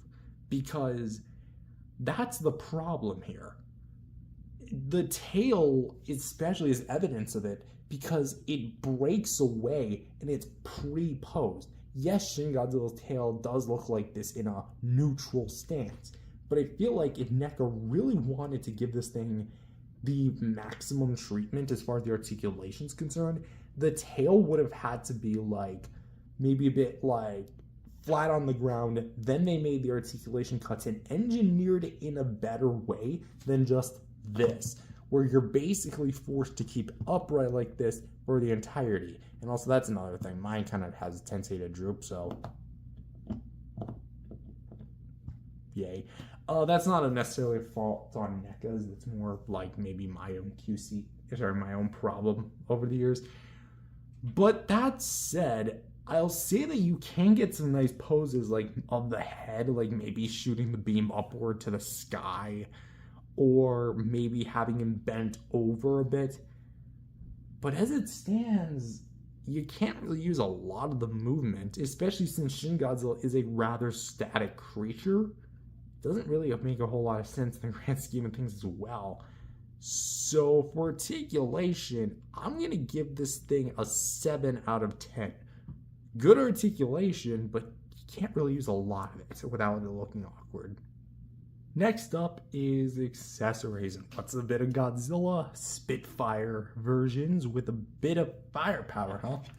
Well, thanks to our folks in NECA, they actually came with two Spitfire beam effects. Atomic breaths. I don't know why I keep saying the word Spitfire. One's a bit longer than the others. I mean, it really doesn't matter which beam goes in which, but essentially you have the head beam and the tail beam. And I'm just gonna come out and say it, NECA. This is definitely gonna be your worst beam effects of your Godzilla line. Let's talk about them. So for the actual mold, this is kind of what I mean by being the worst. Because yes, they do have quite a bit of detail work on them. But much like the body, it doesn't have a lot of purple. Like, yes, it has a mild purple spray towards the middle. But you can even see at the tip that it's like translucent. And it's so obvious that there's a metal wire like going here. Like, this isn't a bendable wire. I don't know why. Is it? I don't know. I felt something in there. Really hoping I didn't break that. Anyway, but yeah, this thing is not a bendable wire. I don't know why it would be, because Shin Godzilla's beam is straight. And it's mostly just a white thing of plastic. Like, in my personal opinion, you guys should have just done what you did with the V2 Godzilla from 2019. I know that would come a little bit later. But essentially you have this metal rod and some okay sculpted details. Kind of more on the flat side. But yeah, you take this peg and you're going to see the peg hole in the mouth. And you're going to literally just peg it in there. Boom. He is spitting off the beam. It looks okay. I say it looks okay because that metal rod is still kind of exposed, even if you get it like really shoved in there.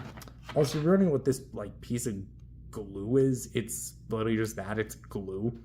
I tried to like thicken up the metal plastic when I was younger, but I didn't realize it didn't work on plastic. It worked on metal. It only worked on plastic. So when I shoved it in there, I just kind of scraped it towards the front, and it's been there ever since. And as for the tail beam, again, more or less the same thing. It's just a bit smaller. Realistically, you can go in any which way you see please. Let's actually kind of get into frame. So a little peg hole in there, stick it in. At least it covers most of it. But I mean, that probably could just be because of my glue. There you go. And there you go. He is shooting the tail beam. So I can't really get it into frame because if I do it like this, then it's gonna bump up into my Titan Godzilla from Playmates. But essentially you get, all things extended, the longest NECA Godzilla that is ever released. I don't know if this is longer, like a presentation wise, say longer than the 24 inch long Godzilla. I'd actually have to look at the measurements on this thing. I don't have a ruler or like a measuring tape on hand. But I'm honestly a bit as far as like the display of this thing goes. I think it's cool in concept, and NECA had all the ingredients for this thing, but I don't know. Something about it, I guess just because like the beams themselves don't do a whole lot of justice as far as like the purple itself, all the detail that should go into a beam effect like that. And this isn't going to be like anything like out of the ordinary, but NECA is known for cramming in a lot of accessories with their figures. So in my personal opinion, this should have also came with maybe some of the other beams of style that the Shin Godzilla has in the film. Like, for example, the smoke breath. We could have gotten like this little dome that you like plug into his mouth, or maybe have him bend over and rest into his mouth, or the fire effect. could have done that pretty well. I guess you'd be stuck with the 56 KOTM Godzilla beam effect. But that said, the beam effects we do here are, I'm going to say it, a bit on the mediocre side. On one hand, they have a very nice display presence, being a very long, and you're going to have a lot of shelf space, and they're great for display. That said, the actual quality of the beam effects, not very good. I don't think it was me, but I remember on a listing, it was broken, like right out of the box. So, not really necessarily the best. But for what we do have, it was pretty good. This is a good display, but the beam effects themselves, not very good. You do have a bit of display variety. I mean, you can swap the beams, maybe swap that beam out, leave that beam in, or take that beam out, put that one in. And also, I don't imagine them doing the back beams, because otherwise you'd have like a dozen peg holes in the back, so that would look a little eh. But really, I'm going to give this a 6 out of 10 as far as the actual accessories go, so there is going to be that. Being your average 6-inch tall figure, 6.5 more precisely, this guy is going to basically be quite a solid presence in a 6-inch display, with featuring some other Godzilla figures of the same scale.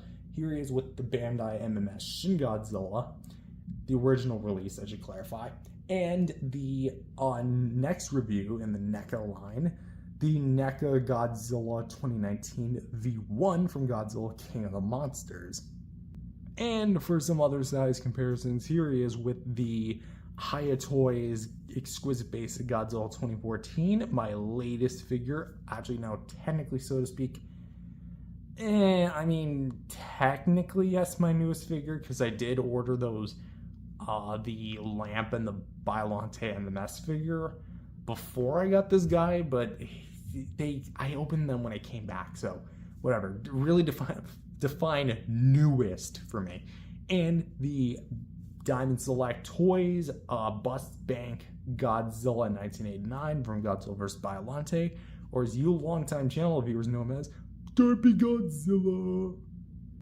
And finally, the last size comparison, with the comparison you guys have probably been waiting for, the original release NECA Shin Godzilla from 2016, bootleg version, I should probably clarify. And the closest thing I have to the SH Monster Arts Godzilla 2016, the Godzilla Ultima, yes, from the world of SH Monster Arts. Because why the hell not? Anyway, I do plan on picking the original release up. I am very close to. I don't know if I'll be able to pull it off, but we'll see. We'll see if it happens.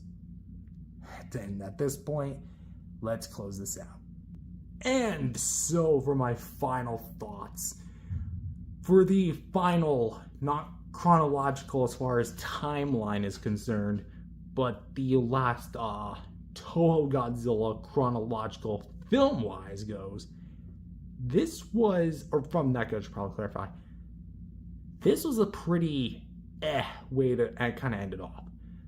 On the surface, this figure does provide a lot of good things. It has a very nice sculpt, very nice paint, and a well amount of articulation with accessories that do add to a decent display.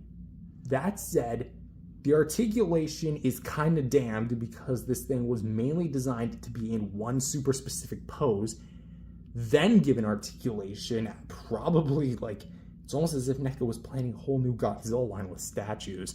Really wouldn't have minded, but I mean, hey, we got this. The accessories, the beam effects themselves aren't done really all that well, in my personal opinion, and are definitely going to be the weakest part of the figure.